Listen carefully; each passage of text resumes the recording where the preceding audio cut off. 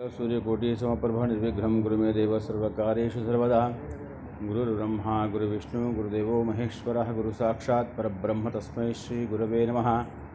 नमस्ते नारसिंहाय नमस्ते मध्वैरिणे नमस्ते पद्मनेत्राय नमस्ते दुःखहारिणे मनोजव्यं मारुत्युल्यवेगं जितेन्द्रियां बुद्धिमतं वरिष्ठं वातात्मजं वानरयूतमुख्यं श्रीरामदूतं शिरसा नमामि। नरसिंहस्वामी भगवान की जय। ఈరోజు పురాణం యొక్క అదృష్టం ఏంటంటే నేను రాకంటే ముందు ఒక 10 మంది పురాణం కోసం వేచి చూడడం చాలా అదృష్టం. పురాణం యొక్క అదృష్టం ఇది కలియుగ ధర్మంలో ఉన్నట్టు గొప్ప విశేషం. పురాణానికి చాలామంది వెనకొస్తున్నారు, మీరు ముందుకొచ్చారు కాబట్టి ధార్మికులు. అందుకని చెప్పాను, రోజు చెప్తున్నాను, అసలు మనం ఎంత అదృష్టవంత ఆ అదృష్టాన్ని మనం తూకం వేయలేము. చంద్రుడి ప్రకాశంలో, వెన్నెలలో, ఈ ప్రకృతి వాతావరణంలో, రాగి చెట్టు కింద నరసింహపురాణం వింటున్నాము అంటే ఎంతో ఎంతో ఎంతో పుణ్యం కలిగి ఉండాలి మనకి. ఎప్పటిదో లేదు, సాధ్యం కాదు. రాగి చెట్టు వేప చెట్టు కలిసి ఉండి మీరు ఎప్పుడైనా గమనించారో లేదు, ఇక్కడ 2 చెట్లు కలిసి ఉండి దాని కింద నరసింహపురాణానికి విచిత్రమైన పోతి ఉండి చంద్రుడు ప్రకాశిస్తుంటే మనం వింటున్నాం. శ్రవణంలో మొట్టమొదటి భాగాన్ని మనం వింటున్నామంటే ఎంత అదృష్టవంతులమో అసలు మనం అందరం కూడా. కాబట్టి ఇలాంటి అదృష్టం మళ్ళీ మళ్ళీ రావాలని మీరు అందరూ కోరుకుంటూ ఉండండి. మంచి విషయాన్ని కోరుకుంటూ ఉండాలి. కోరుకుంటూ కోరుకుంటూ కోరుకుంటూ ఉంటే కోరిక తీరుతుంది. ఒకటేసారి కోరిక తీరిపోదు. మీరు బాగా గమనించండి, మనకు ఉద్యోగం వచ్చి రాగానే, వయసు వచ్చి రాగానే వివాహం అవ్వదు.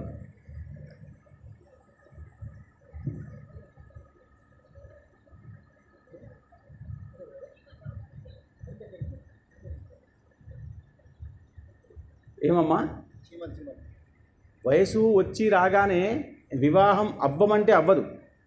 వివాహం అవ్వంగానే అవ్వమంటే సంతానం అవ్వదు. డబ్బులు బాగా వచ్చాయి అనుకుంటే ఇల్లు అవ్వమంటే అవ్వదు. అదంతా సమయానుసారంగా అవుతుంది. ఇది చాలా గొప్ప విశేషం. కాబట్టి మనం వయసు రాగానే వివాహం గురించి కోరుకుంటూ కోరుకుంటూ కోరుకుంటూ ఉండాలి. వివాహం ఇంత సంతానం గురించి కోరుకుంటూ కోరుకుంటూ ఉండాలి. సత్సంతానం పుట్టాలి అంటే అంత విశేషం ఉంది. కాబట్టి మనం ఇట్లాంటి పుణ్యకార్యాలు జరగాలని కోరుకుంటూ కోరుకుంటూ ఉంటే తప్ప కోరము. కాబట్టి కోరుకుంటూ ఉండాలి. ఇవి ధర్మకార్యం జరగాలి పరమాత్మ అని కోరుకుంటూ ఉండాలట. కాబట్టి కోరుకుంటూ ఉండండి. ఎప్పటికైనా మీ మనసారా కోరిక తీరే అవకాశం ఉంటుంది. కాబట్టి కోరుకోండి, ధర్మం కార్యం కాబట్టి మన నరసింహపురాణంలో భాగంగా రోజు ఒక చరిత్ర, ఒక కథ, ఒక గొప్ప విషయాన్ని విని ఆస్వాదించి జీవితంలో అవబోధన చేసుకుంటున్నాం. ఇది చాలా గొప్ప విశేషం. మనము ధ్రువుడి చరిత్ర, ప్రహ్లాద చరిత్ర, ఇలా నిన్న ఏకాదశి మహాత్మ్యము విన్నాం. ఈరోజు ద్వాదశి అంటే ఈ ద్వాదశికి వామనుడు పుట్టలేదు, కానీ మనం వామన అవతారము బలిచక్రి గురించి ఈరోజు మనం పూర్తిగా తెలుసుకునే ప్రయత్నం చేద్దాం. ఎంత లోతుకు వెళ్తే అంత లోతులో ఉన్నటువంటి విషయం మనకు బయటకు వస్తుంది. ఏమిటంటే, మీరు గంగా నదిలో స్నానం చేస్తున్నప్పుడు ఒక మెట్టు మీద స్నానం చేస్తారు. చాలామంది మెట్టు మీద స్నానం చేయకూడదు. చాలామంది చెంబులు తీసుకొని స్నానం చేస్తారు, చేయకూడదు. ఒక మెట్టు దిగితే నీళ్ళల్లో ఉన్నటువంటి తేమ ఒక రకంగా మన శరీరానికి తగులుతుంది. ఇంకో మెట్టు దిగితే ఇంకో రకం తగులుతుంది. అందుకనే నాభిస్థానం అన్నారు. ఈ నాభిస్థానం వరకనే కనీసం లోపలికి వెళ్ళాలి. బురద ఉన్నా, ఇసుక ఉన్నా. మీరు బాగా గుర్తుపెట్టుకోండి, గంగలో ఉందా, మనము ఇక్కడ కనబడితే దీన్ని బురద అంటాం, కానీ గంగలో ఉంటే బురద అనకూడదు. ఎందుకంటే గంగ నీళ్ళు తీసుకొచ్చి ఎక్కడ వేసినా అది పవిత్రమైపోతుంది. మన దగ్గర ఇంట్లో నీళ్లు, గంగ నీళ్ళు ఉంటాయి, ఏమైనా అపవిత్రంగా ఉందని చల్లేస్తాం, ఏమవుతుంది? అపవిత్రంగా ఉన్న వస్తువులు పవిత్రంగా అయిపోతాయి. అలా గంగలో ఉన్నటువంటి బురద పవిత్రమే. అయితే గంగలో స్నానం చేయడం చాలామందికి అనుమానం ఉంది. గంగలో స్నానం చేయడం వల్ల శరీర శుద్ధి అవ్వదు. గుర్తుపెట్టుకోండి, మీరు రాసుకొని పెట్టుకోవాలి. శరీర శుద్ధి కోసం గంగా స్నానం లేదు, పవిత్రమైన మనసు శుద్ధి అవ్వడం కోసం గంగా స్నానం. కాబట్టి చాలామంది పుష్కరాల్లో ఆ గవర్నమెంట్ వాళ్ళు ఆ పొడులు వేస్తారు, చూర్ణాలు వేస్తారు, రోగం రావద్దని ఇంకోమో వేస్తారు, ఏమో వేస్తారు. కానీ ఆచమనం చేయకుండా పుష్కర స్నానం చేయకూడదు. కానీ చాలామంది ఏదో వేసుకున్నారు, మ్యాగ్జిన్ పౌడర్, గెమాగ్జిన్ పౌడర్ వేస్తున్నారు, ఏమో వేస్తున్నారు. ఇదంతా మన దృష్టిలో, భక్తుల దృష్టిలో ఉండకూడదు. ఆరోగ్యాన్ని కాపాడుకునే విషయం కాదు గంగా స్నానం. మనసు యొక్క బుద్ధిని పవిత్రం చేయడం కూడా గంగా స్నానం. కాబట్టి ఆచమనం చేసి స్నానం చేయాలి, కింది దాకి వెళ్ళాలి. వెళ్తూ ఉంటే మనకు ఒక్కొక్క తరం, అంటే కిందికి ఎంత వెళ్తుంటామో అంత పుణ్యప్రదమైన నీళ్లు ఉంటాయట. పైన పారిపోయే నీళ్ళంతా కూడా పాపాన్ని స్వీకరించి ప్రవహింపజేసి ఇక్కడ జరిగిన పాపం నీళ్లు అక్కడికి వెళ్ళిపోతాయి. కానీ గంగ ఎప్పుడు పవిత్రమే. నువ్వు పాడైపోయిన శరీరం ఇక్కడ స్నానం చేసావు అంటే ఈ నీళ్ళు ఇక్కడ పాడైపోయి ఉన్నా, ఇక్కడ ఉండిపోలేదు, ఇక్కడి నుంచి ప్రవహించాయి. కాబట్టి ఈ నీళ్లు మళ్ళీ పవిత్రమే. గుర్తుపెట్టుకోండి. కాబట్టి గంగా స్నానం అలా ఉండాలి. కాబట్టి ఎప్పుడు కూడా పవిత్రమైన విషయాన్ని మనం వింటూ ఉంటే మనకు మంచి లక్షణాలు, మంచి గుణాలు, మంచి ధర్మం వస్తుందని శాస్త్రం చెప్పింది. అయితే మనం రోజు చెప్పుకుంటున్నాం, ప్రహ్లాదుడు అతడు రాజ్యం చేస్తున్నాడు. ఇంకా రాజ్యం చేస్తున్న సమయంలో అతనికి చూడండి, ఎన్ని సంవత్సరాలు రాజ్యం చేసినా కొంతకాలం వరకు రాజ్యం పూర్తిగా మట్టుమాయం అయిపోతుంది. ఎవరు వచ్చినా, రాముడు వచ్చినా పోయింది, కృష్ణుడు వచ్చినా పోయింది కదా. రాజ్యం అందరిది వెళ్ళిపోతుంది. మీ రాజ్యము మా రాజ్యము కూడా వెళ్ళిపోతుంది. ఒకప్పుడు నేను చాలా చిన్నపాలని, ఇప్పుడు వయసులో ఉన్నాను, దాని తర్వాత వృద్ధాప్యం, దాని తర్వాత మృత్యు. అందరికీ అంతేగా. నేను మా నాన్నని చూశాను, మా కొడుకుని చూస్తే మనమని చూస్తాను, అంటే అందరినీ చూస్తాను. నాన్నగారికి నేను ఎట్లా ఉన్నాను, నా కొడుకు నాతో ఎట్లా ఉన్నాడు, మనమడి నాతో ఎట్లా ఉన్నాడు, అది విషయం. కాబట్టి మీరందరూ ఎలా ఉన్నారో ఆ వయసును మీరు చూసుకుంటూ వస్తే మీకు విషయం అర్థమవుతూనే ఉంటుంది. అలా ప్రహ్లాదుడు రాజ్యం చేస్తూ ఉన్నాడు. చేస్తున్న తర్వాత కొంతకాలానికి రాజ్యం ఆయన విషయం అయిపోయింది. ఇంకా కూర్చున్నాడు. ఎలా కూర్చున్నాడు అంటే రాజ్యభారం లేకుండా కూర్చున్నాడు. ఆయనకి సంతానం విరోచనుడు కొడుకు పుట్టాడు. భార్య పేరు ధృతి. అయితే చాలా పురాణాల్లో మీకు చెప్తూ ఉంటాను, మీరు పురాణాలు వింటున్నప్పుడు ఏం చేయాలంటే, అసలు మనం నిన్న ఏమన్నామంటే హిరణ్యకశిపుని భార్య కయాధు అన్నాం. కొన్ని పురాణాల్లో లీలావతిని ఉంది. అయితే ఒక్కొక్క పురాణం ప్రకారంగా ఒక్కొక్క పేరు కొంచెం మార్పు ఉండే అవకాశం ఉంది. కాబట్టి ఇక్కడ ధృతి అని చెప్పారు ప్రహ్లాదుని భార్య పేరు. ఆయనకి కొడుకు పుట్టాడు విరోచనుడు. అయితే రాముడి వంశంలో అక్కడి నుంచి ఇక్కడి దాకా రాముడి దాకా లవకుశుల పేర్లు చూస్తే మనం దిలీపుడు, రఘుమహారాజు, ఇలా అజమహారాజు, దశరథ మహారాజు పేర్లు తీసుకుంటాం కొన్ని పేర్లు. కానీ అన్ని పేర్లు తీసుకునే అవకాశం మనకు లేదు. అలాగే ఈ ప్రహ్లాదుడి కొడుకు విరోచనుడు పెద్దగా పనేం చేయలేదు, సాధారణంగా ఉన్నాడు, ధార్మికంగా ఉన్నాడు అంతే.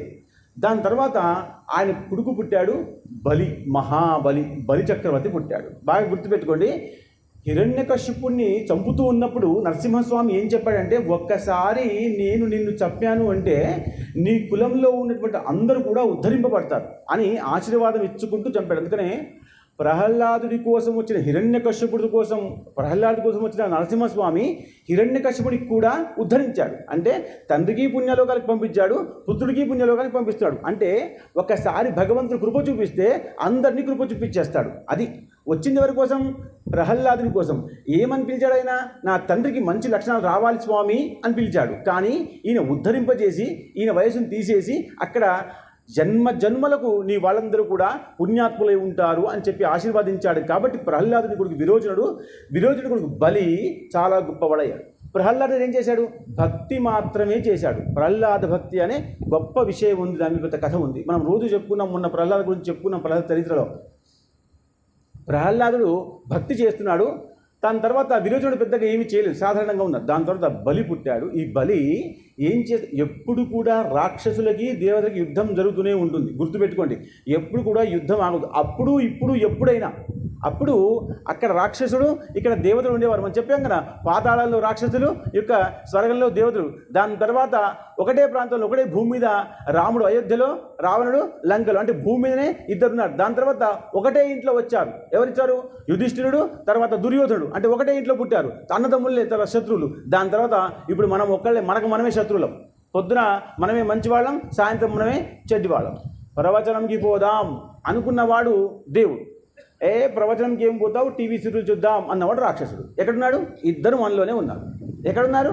మనలోనే ఉన్నారు. మన ఆలోచనే భగవంతుడు, మన ఆలోచనే రాక్షసుడు. ఏమని ఆలోచన? ప్రవచనం వెళ్దాం దేవుడు, ప్రవచనం కొద్దు టీవీ సీరియల్ చూద్దాం రాక్షసుడు. ఇక్కడే ఉండిపోయాడు. కాబట్టి ఇక్కడ ఉన్న రాక్షసుడిని చంపాలి. ఎప్పుడైనా చంపితే అప్పుడే మనం గొప్పవాళ్ళం అవుతాం. అలా బలిచక్రవర్తి పుట్టాడు. పుట్టిన తర్వాత బలిచక్రవర్తికి ఉన్నటువంటి గుణం ఏమిటంటే, ఈయన రాక్షస జాతిలో పుట్టాడు. ప్రహ్లాదుడికి మనుమడు బలిచక్రవర్తి. పుట్టిన తర్వాత ఈయనలో రాక్షస గుణం ఉంది. ఎప్పుడు కూడా రాక్షసులకు దేవతలకు యుద్ధం అవుతూనే ఉంటుంది. బలిచక్రవర్తి కూడా చాలాసార్లు యుద్ధం చేశాడు, ఎన్నోసార్లు యుద్ధం చేశాడు. కానీ ప్రతిసారి కూడా ఓడిపోతున్నాడు. మీరు ప్రతి పురాణం వినండి, రాక్షసులు యుద్ధం చేస్తారు కానీ దేవతలతో యుద్ధాన్ని ఓడిపోతారు. ప్రతిసారి ఓడిపోతూనే ఉన్నారు. ఓడిపోతే బలిచక్రవర్తికి ఒక ఆలోచన వచ్చింది. ఏమిటంటే, అసలు మనం యుద్ధం చేయకుండా దేవతల్ని గెలుద్దాం. గుర్తుపెట్టుకోండి, యుద్ధం చేయకుండా దేవతల యొక్క రాజ్యాన్ని గెలుద్దాం అని ఒక రాక్షసుడికి మంచి ఆలోచన రావడం గొప్ప విశేషం. మీరు గుర్తుపెట్టుకోవాలి విషయం.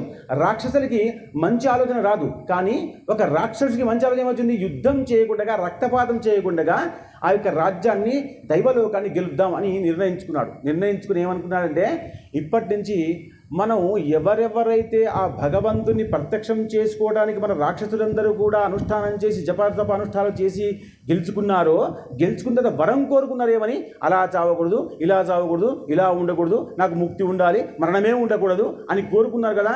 అలా కాదు, నేను కొత్తగా ప్రయోగం చేస్తానని చెప్పేసి ఈ యుద్ధాన్ని మానేసి ఏం చేశాడంటే, గురువు దగ్గర శుక్రాచార్యుడు, రాక్షస గురువు ఎవరు? శుక్రాచార్యుడు, ఆయన దగ్గరికి వెళ్ళి ఆయన శుశ్రూష చేస్తున్నాడు. శుశ్రూష అంటే గురువు గారికి ఎప్పుడు ఎక్కడ ఏది అవసరం పడుతుందో ఆయన చెప్పకంటే ముందు తీసుకొని రావడం శుశ్రూష.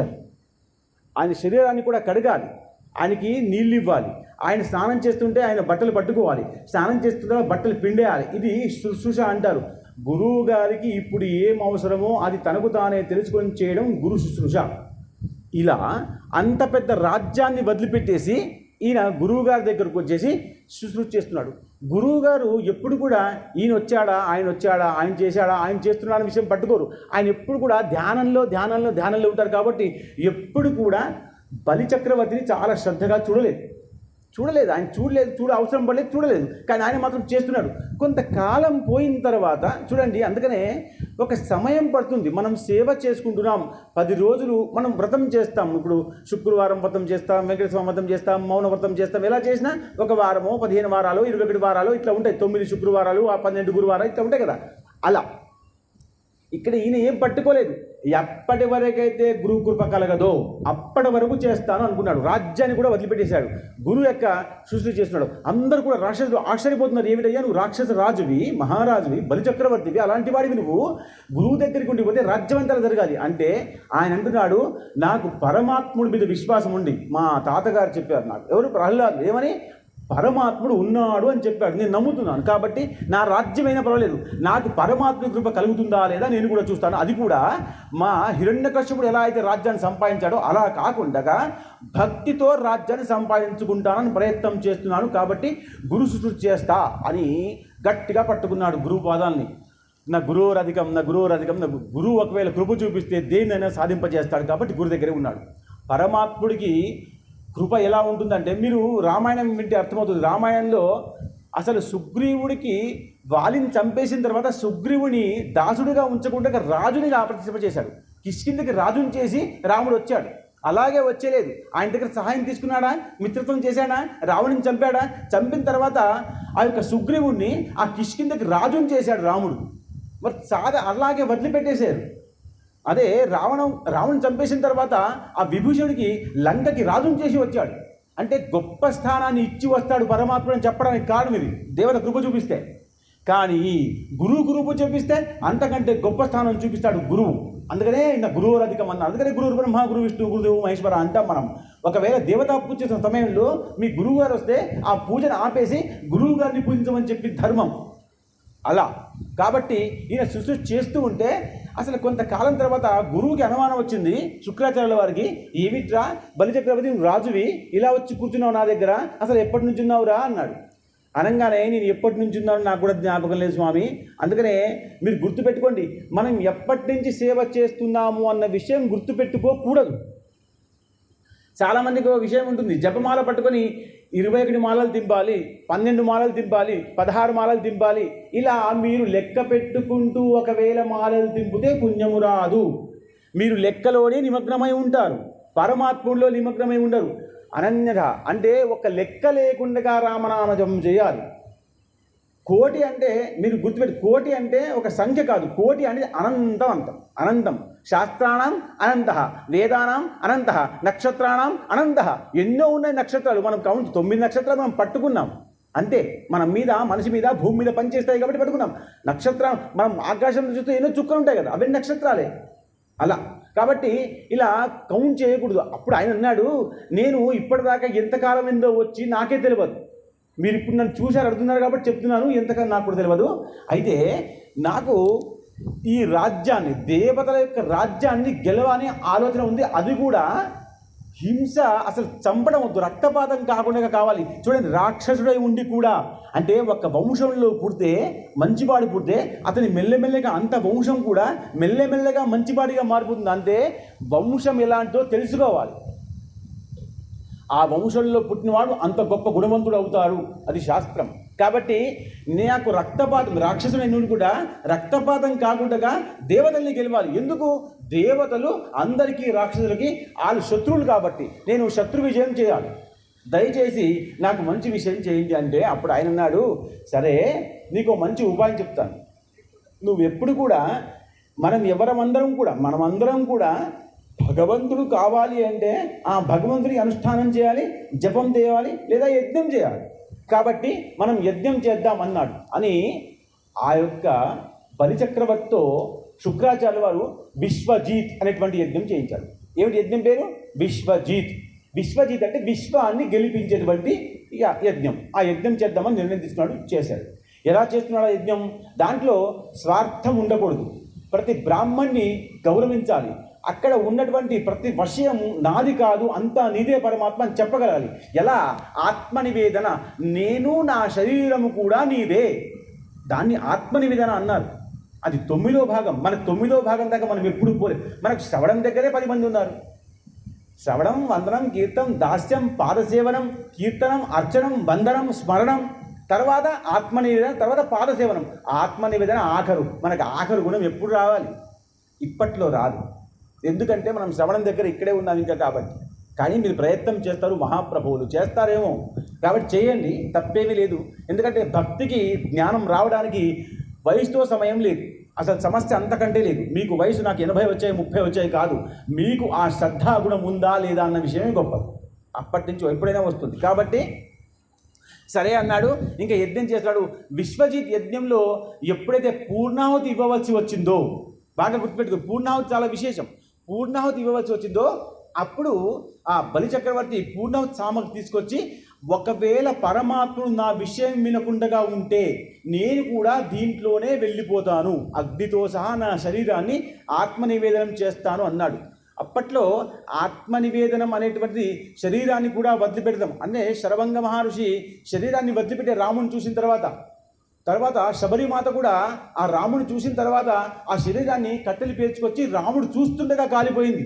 ఎందుకంటే ఈ శరీరము ఇంకా నాది ఉండకూడదు, రాముడు లాంటి మంచి విగ్రహ రూపాన్ని మనసులో పెట్టుకున్న తర్వాత ఇంకా నాకు వేరే కోరిక పుట్టకూడదు. నేను ఒకవేళ శరీరంతో ఉంటే నాకు వేరే ఆలోచన, వేరే కోరిక పుట్టవచ్చు, కాబట్టి అలాంటి కోరిక పుట్టకూడదు, కాబట్టి నా శరీరం ఇక్కడే అయిపోవాలని చెప్పేసి రాముడు ముందరే చనిపోయింది. అయితే మీరు ఒక్క మాట, అందుకనే ప్రవచనం వినేవాళ్ళకి, పురాణం వినేవాళ్ళకి అనుమానం రావాలి. ఏమిటంటే ఆత్మహత్య చేసుకోవడం మహాపాతకం కదా, మరి ఎందుకు చేసుకుంది శబరి? అలా శరభంగుడు ఎందుకు చేసుకున్నాడు అంటే మీరు ఒక మాట గుర్తుపెట్టుకోండి, ఎవరైతే బాధలతో చచ్చిపోతారో అది ఆత్మహత్య, ఎవరైతే తనకు తాను శరీరాన్ని పరమాత్మ అర్పణం చేస్తారో అది శరీర త్యాగము.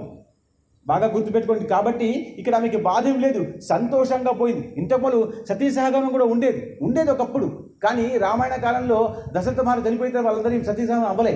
ఎవరికైతే ఇంకా ఇచ్చ ఉంటుందో వాళ్ళ విషయం వేరు, ఎందుకంటే ఆమె ఉండాలి. కౌసల్య ఉంటేనే రాముడికి శక్తి, కైక ఉంటే రాముడికి శక్తి, సీత ఉంటే రాముడికి శక్తి, కాబట్టి వాళ్ళు ఉండిపోయారు. కారణం చేత కొన్ని విషయాలు ఉండిపోతాయి, అకారణంగా కొన్ని వాళ్ళు మాట్లాడతారు. కాబట్టి మనం ఎలా ఉండాలో అలా ఉండాలి.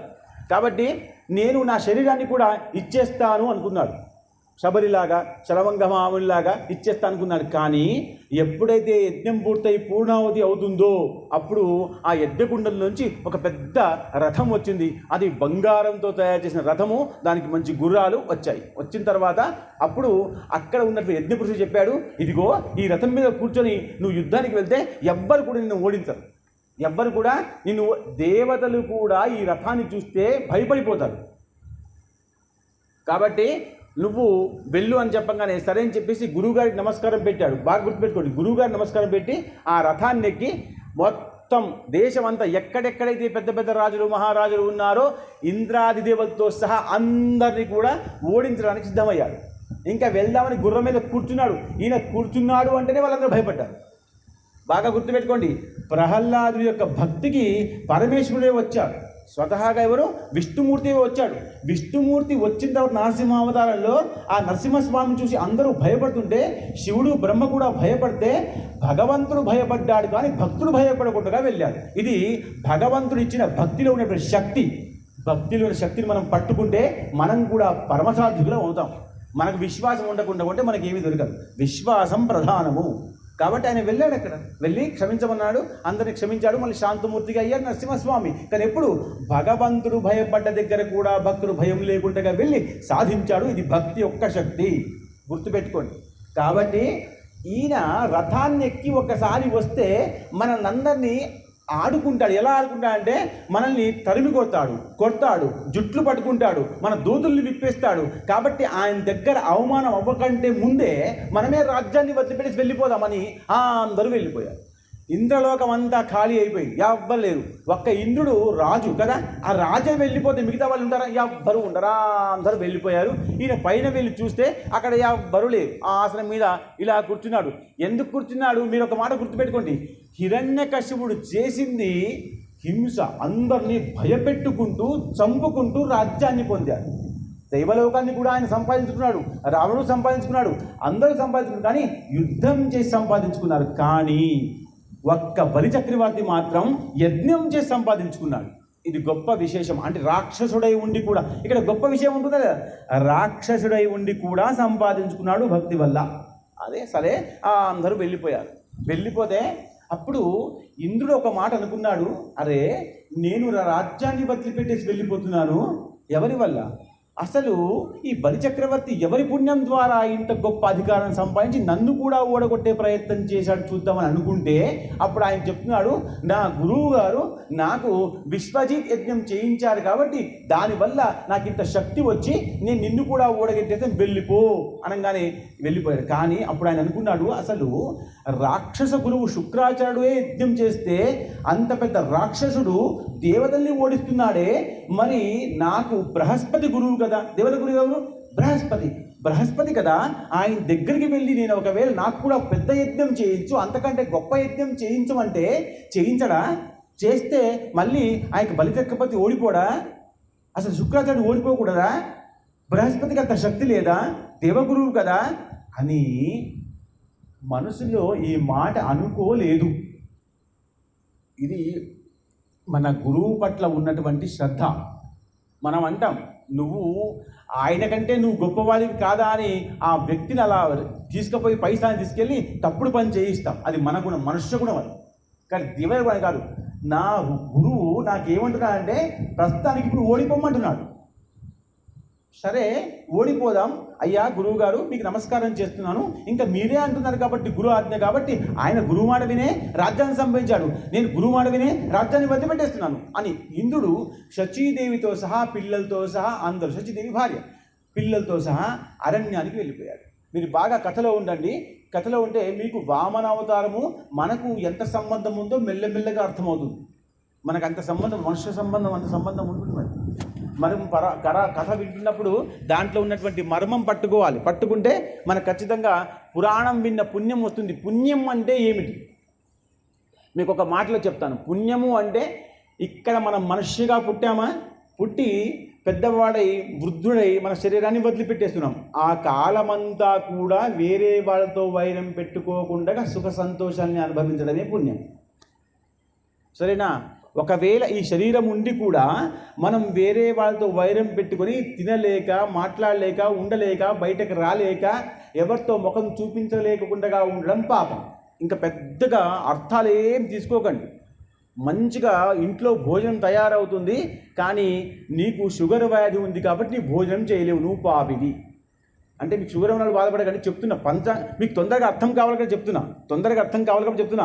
మీకు అన్ని సరుకులు ఉన్నాయి, భగవంతుడు మీకు చాలా ద్రవ్యము, డబ్బు, ధనము ఇచ్చాడు, కానీ భోజనం తినే శక్తి ఇవ్వలేదా? మనం పాపాత్ములం. కానీ చాలా దినమంతా కష్టపడతాడు, అలసిపోతాడు, ఆయన నిన్నటి అన్నం కూడా బిచ్చమెత్తుకొని తింటాడు, శరీరంగా ఉంటాడు. మాదాకోళం తల్లి అని పొద్దున్న లేవగానే వస్తాడు, నిన్నటి అన్నం వేయమంటాడు. ఇవ్వలేదు కాదు, మళ్ళీ నిన్నటిదే. ఇప్పుడు లేరు బిచ్చగాళ్ళు, అసలు బిచ్చగాళ్ళు లేరు. ఇప్పుడు అక్కడ సిగ్నల్స్ మీద వచ్చిన బిచ్చగాళ్ళు, అబద్ధ బిచ్చగాళ్ళు, వాళ్ళందరూ నిజమైన బిచ్చగాళ్ళు కాదు, వాళ్ళందరూ అబద్ధ బిచ్చగాళ్ళు. బిచ్చగాళ్ళు అంటే పొద్దున పూట మనం ఈ అన్నం పారేస్తున్న సమయంలో అంటే ఆవుకో కుక్కకో పెట్టే కంటే ముందు బిచ్చగాడికి వేయాలి. భిక్ష చాలా గొప్పది. భిక్షలో 3 రకాలు, మళ్ళీ గుర్తుపెట్టుకోండి. వాళ్ళు అడుక్కునేది భిక్ష. ఇంకొకళ్ళు వస్తారు. ఎవరు వస్తారు? బ్రహ్మచారులు, అది కూడా భిక్షే. గురువులు వస్తారు, అది కూడా భిక్షే. ఈ భిక్ష ఇవ్వడం వల్ల మనకు బిచ్చగాళ్ళకి వేస్తే పుణ్యం వస్తుంది. బాగా గుర్తుపెట్టుకోండి, బిచ్చగాళ్ళకి వేస్తే పుణ్యం వస్తుంది. నీకు పుణ్యం తగులుతుందమ్మా, కొంచెం భిక్షం వేయి అంటారు. అది అన్నం తినడానికి కడుపు. గురువులు వస్తారు, వాళ్ళకి భిక్షం చేస్తే కర్మలో ఉన్నటువంటి దోషాలు వెళ్ళిపోతాయి. గుర్తుపెట్టుకోండి. అంటే ఏది కూడా మనం పురాణం వినకుండా ఉంటే జీవితాన్ని సాగింపజేస్తే సాగిపోతుంది. జీవితం సాగిపోతుందా లేదా? బీరువాలో డబ్బులు అలాగే ఉండిపోతాయి. దానికి మంచి ప్రయోజనమా చెడ్డ ప్రయోజనం ఖర్చు పెట్టాలి. ఉండిపోయి ఎప్పుడో మోదీ గారు రాత్రి నోట్లు బంద్ అంటే మొత్తం డబ్బులు ఖరాబ్ అయిపోతాయి. కాబట్టి డబ్బులు ఉంచుకొని మంచి కార్యత ఖర్చు పెడుతూ ఉండాలి. డబ్బు దానం చేయడం కోసమే, దీంట్లో అనుమానం లేదు. అలా పుణ్యం అంటే ఇది, పాపం అంటే ఇది. పుణ్యం అంటే మనకు ఈ జీవితాన్ని సుఖాన్ని దొరకాలి, పాపం అంటే ఇది. అంత ఉండి కూడా ఏమి అనుభవించకపోవడం పాపం.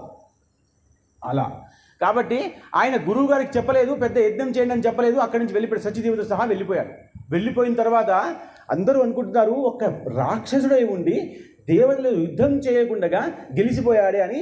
బలిచక్రవర్తి గురించి అందరూ ఆలోచిస్తున్నారు. దేవతలు అరణ్యంలో ఉన్నారు, అందరూ కూడా. రాక్షసులు ఇక్కడ ఆయన దగ్గర ఉండి అందరూ కూడా సంతోషంగా ఉన్నారు. కాబట్టి కొంతకాలం అయింది. మీరు గుర్తుపెట్టుకోండి, కశ్యప ప్రజాపతికి 2 భార్యలు. కశ్యప ప్రజాపతికి 2 భార్యలు, దితి, అదితి.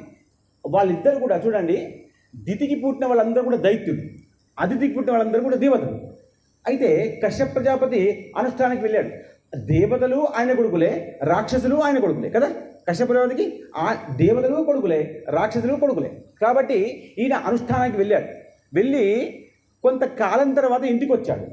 ఇంటికి వస్తే ఆ యొక్క అతిథి ఆయనకి స్వాగతం పలికి ఇంట్లో కూర్చోబెట్టి నీళ్లు ఇచ్చిన తర్వాత, పాదసేవన చేసిన తర్వాత, కూర్చోమని అన్న తర్వాత ఇంకా ఈమె బాధగా ఉన్న విషయాన్ని గుర్తుపట్టాడు ఆయన.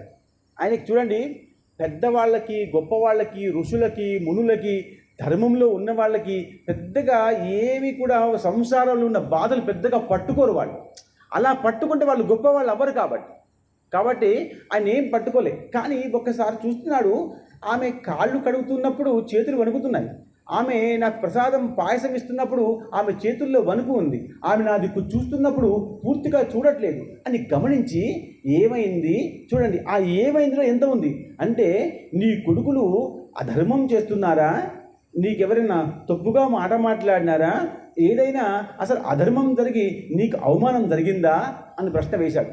ఒక్క భర్త ప్రశ్న వేస్తే ఆమె కళ్ళు చూసి ఎన్నో సమాధానాలు పొందవచ్చు. ఆమె కాళ్ళకు నమస్కరించి, అవును, బాగా వినండి, అవును, నా కోడలు అరణ్యంలో ఉంది, బాధపడుతుంది అని చెప్పింది. బాగా గుర్తుపెట్టుకోండి. మీరు ఏమంటున్నామే, నా కొడుకు అని చెప్పట్లేదు. ఎందుకు? దేవతలను కూడా దేవతలు కూడా ఈమెకి కొడుకులు కదా. కాబట్టి నా కొడుకులందరూ అరణ్యానికి వెళ్ళిపోయాడు.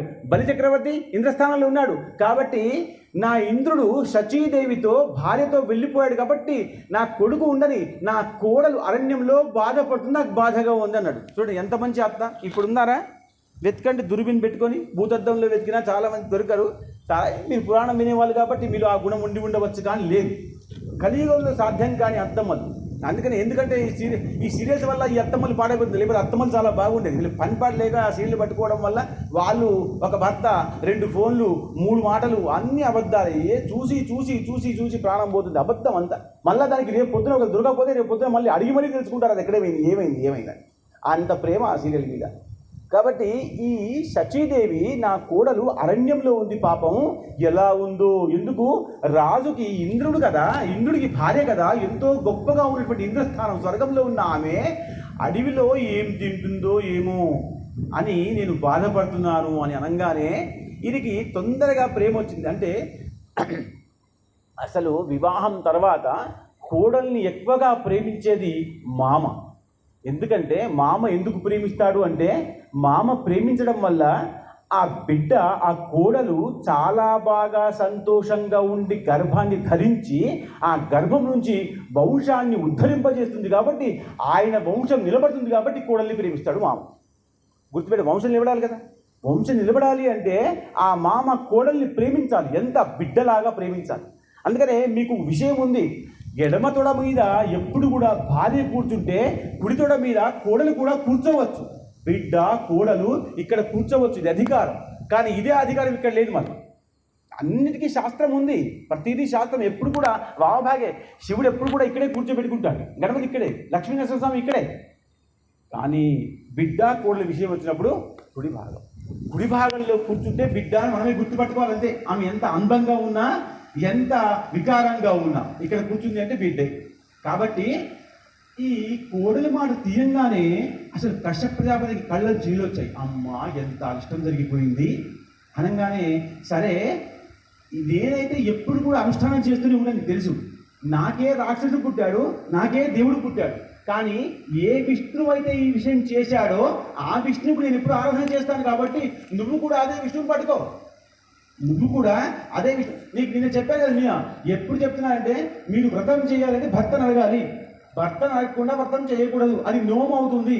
నోము ఒకవేళ వ్రతం అవ్వాలి అంటే భర్త ఆజ్ఞ ఉండాలి. ఎప్పుడు కూడా భార్యకి సమస్య వస్తే మొట్టమొదటిసారిగా భర్తని అడగాలి. బ్రాహ్మణ్ని అడుగుతాను, గురువు గారిని అడుగుతాను, పెద్ద పీఠాధిపతిని అడుగుతాను, లేదు లేదు, భార్యకు భర్త తప్ప ఇంకో విషయం లేదు. అందుకనే అందరికి కూడా పెద్ద బిరుదు ఏమిటి? పతివ్రత కదా. అంత పెద్ద అసలు పతివ్రతను పట్టుకోవడం అంటే దేవతలు కూడా భయం. పతివ్రతని గురువుని ఎవ్వరూ ఏమీ అనరు. పతివ్రత అంటే భయం, రాక్షసులకు కూడా భయమే. అందుకనే రాక్షసులు భార్య ఎందుకు కూడా పతివ్రతలే. మీకు పురాణాలు బాగా చదవండి దయచేసి. మరి రావణుడు చావలేదంటే మండోదరి పతివ్రత. సీత, సావిత్రి, అహిల, మండోదరి వీళ్ళందరూ పతివ్రతలు కదా. పంచపతివ్రతలు మనం చెప్పుకుంటామా లేదా? అలా కాబట్టి ఈమె భర్తను అడిగింది. కాబట్టి భర్త అన్నాడు, నేను విష్ణువుని పూజిస్తాను కాబట్టి నువ్వు కూడా విష్ణువుని పూజించు అన్నాడు. అనగానే సరే అండి, మీరు ఆజ్ఞ ఇచ్చారు కాబట్టి విష్ణువు పూజిస్తా అని చెప్పేసి విష్ణువుని పూజిస్తుంది. వీళ్ళందరూ కూడా అరణ్యంలో ఉన్నారు. దేవతలందరూ ఎక్కడ ఉన్నారు? అరణ్యంలో ఉన్నారు. రాక్షసులందరూ స్వర్గంలో ఉన్నారు. కశ్యప ప్రజాపతి చెప్పాడు కాబట్టి ఆ యొక్క భార్య భర్త ఆజ్ఞ తీసుకొని అతిథి అనుష్ఠానం చేసింది. ఎలా చేసింది అంటే ఆమె కూర్చున్న దగ్గర నుంచి కట్లకుండగా అనుష్ఠానం చేసింది. మీరు నా మాట గుర్తుపట్టుకుంటే మీకు అర్థమవుతుంది. మనకు ఒకసారి ధ్యానంలో వెళ్ళిపోయాము అంటే ఏమీ కనబడకుండా వినపడకుండా ఉండి పరమాత్ముడిని మాత్రమే చూసుకుంటూ ఉంటే అది ధ్యానం. మనం దేవుడి గదిలో కూర్చున్న తర్వాత పాలు పొంగుతున్నాయా, గ్యాస్ బంద్ ఉందా, కుక్కని కట్టేశారా లేదా ప్రశ్నలు వేస్తే అబద్ధపు ధ్యానం, అబద్ధపు పూజ. మీకు కోపం వస్తుంది కానీ రానివ్వండి, తెలుసుకోవాలి. ఇప్పుడు మరి మీకు పాలు పొంగుతున్నాయా లేదా అన్న భయం ఉంటే మీరు ధ్యానం ఎట్లా చేస్తారు?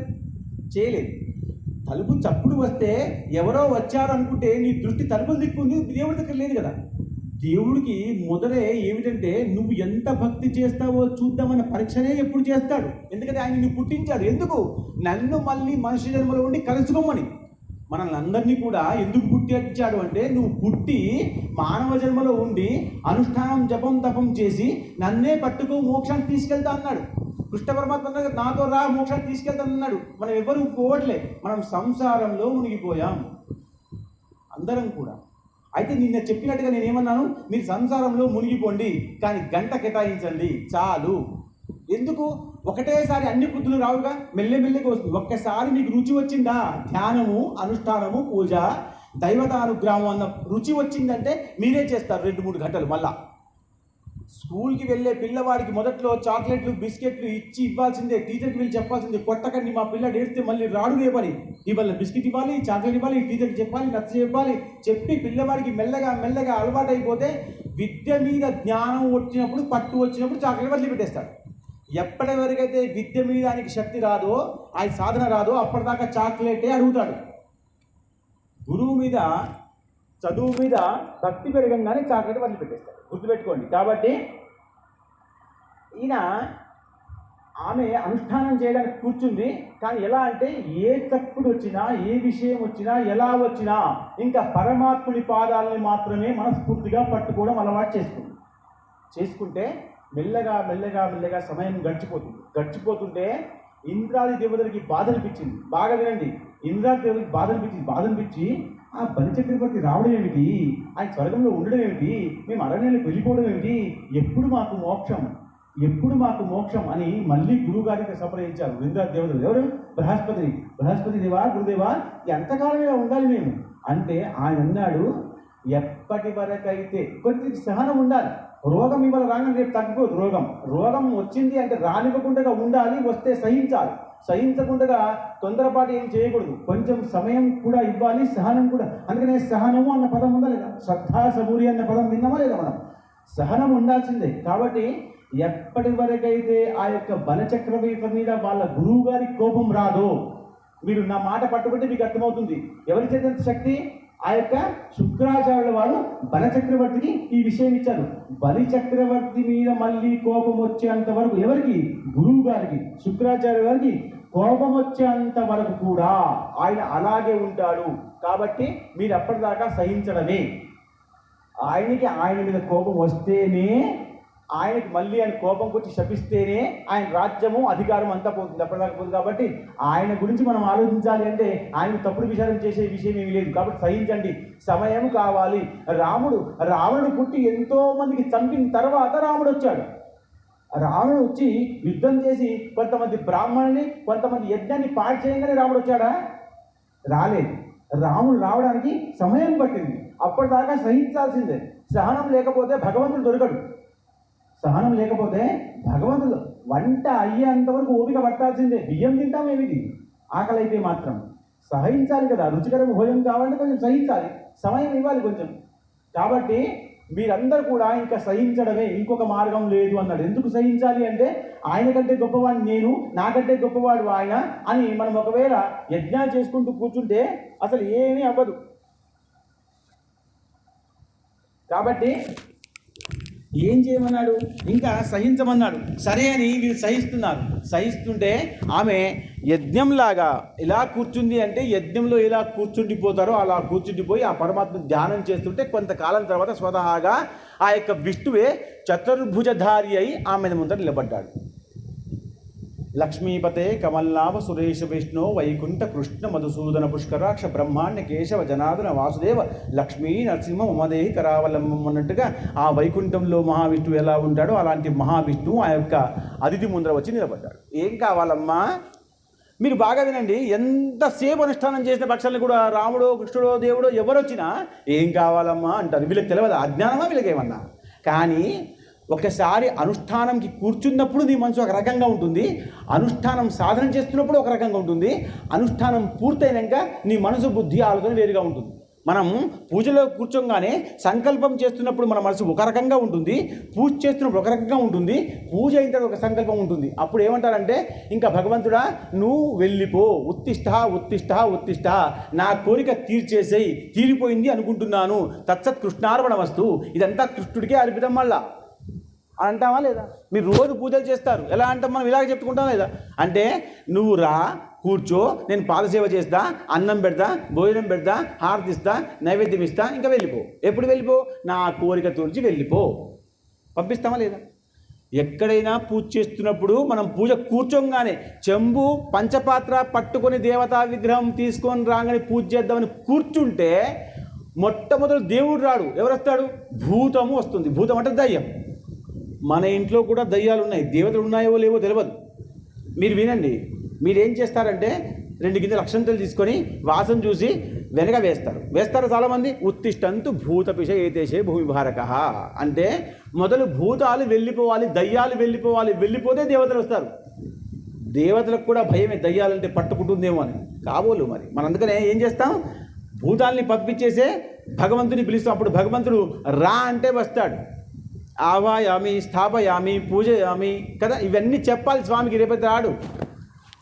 అలా విష్ణుమూర్తి వచ్చి నిలబడ్డాడు. ఏం కావాలమ్మా అన్నాడు. అనగానే ఆమె అసలు పరమాత్ముని చూడంగానే ఏం కావాలో మర్చిపోయింది. అంత దివ్యమంగళ స్వరూపం. ఏం కోరిక కోసం ఇక్కడ కూర్చున్నాను అన్న విషయం మర్చిపోయి నాకు ఏం కావాలో నేను మర్చిపోయిన పరమాత్మ, నేను అమాయకురాల్ని చూడండి. అందుకనే మనం ఏం చెప్పుకోమంటే, నాకు బుద్ధి లేదు, నాకు జ్ఞానము లేదు, నాకు ఎలా పూజించాలో తెలియదు, నాకు ఎలా అర్థించాలో తెలియదు, కాబట్టి నన్ను క్షమించు. ఆపదాం భర్తారం దాతారం సర్వసంపదాం లోకాభిరామం శ్రీరామం భూయో భూయో నమామ్యహం. నువ్వు గొప్పవాడివని నాకు తెలుసు, కానీ నీ గొప్పతనం ఎలా కీర్తించాలో నాకు తెలియదు. కాబట్టి నేను ఏం కోరుకోవాలో నాకు అర్థం అవ్వడం లేదు అని నమస్కరించింది. అమాయకులకి, సాధూనాం, ఎవరు పరిత్రాణాయ సాధూనాం, ఎవరి కోసం వస్తాడు పరమాత్ముడు? పరిత్రాణాయ సాధూనాం వినాశాయ చ దుష్కృతాం ధర్మ సంస్థాపనార్థాయ సంభవామి యుగే యుగే. పరమాత్ముడు ఎవరి కోసం వస్తాడు? పవిత్రమైన సాధువుల కోసం వస్తారు. మీకోసం, నా కోసం పరమాత్ముడు రాడు. మనం అలా పిలవము కూడా. పిలుస్తామా అంత గట్టిగా? అంతే శ్రద్ధగా కూర్చొని పిలుస్తామా? మనకు లోక కళ్యాణం ఉందా? ఏముందా? మనకి ఏం లేదు. మనకి ఏం కావాలి? మంచి ఇల్లు, మంచి ఉద్యోగం, మంచి ఆరోగ్యం, చిన్న చిన్న కోరికలు. దానికి దేవుడు ఎందుకు? తులసి మాతకు రోజు పూజ చేస్తే చాలు, ఆవుకో రొట్టె పెడితే చాలు, వచ్చేస్తాయన్నీ. దానికి అనుష్ఠానము, దేవతా పూజ ఎంత కథ ఎందుకు లేదు. కాబట్టి ఎందుకు మిమ్మల్ని రమ్మన్నానో నేను మర్చిపోయాను అంటే ఆయన అన్నాడు, నీకేం కావాలి? నాకు పరమాత్ముడికి అన్నీ తెలుసు. నేను చెప్తున్నా, పరమాత్ముడు పైన చూస్తూనే ఉన్నాడు. పరమాత్ముడు ఎప్పుడు కూడా చూస్తూనే ఉంటాడు. మనం అనుకుంటాం దేవుడు పడుకున్నాడేమో. మనం ఏం చేస్తాం? రాత్రిపూట నిద్రపోమ్మంటాం భగవంతుడికి శేషార్తి ఇచ్చేస్తాం, పడుకోమ్మంటాం. అతా స్వామి సుఖే నిద్ర కరాబధూత, స్వామిని నిద్ర పెడతాం. పొద్దున్న లేవగానే కౌసల్య సుప్రజ రామ పూర్వ సంధ్యా పర్వత లేపుతాం. లేపేది మనమే, పడుకోబెట్టేది మనమే. మీరు ఒకసారి గుర్తుపెట్టుకోండి, మీ అబ్బాయి అమెరికాలో ఉంటే ఒకసారి ఫోన్ చేయండి. నీకు పొద్దున 6 అయిందా, వాడికి సాయంత్రం 6 అవుతుంది.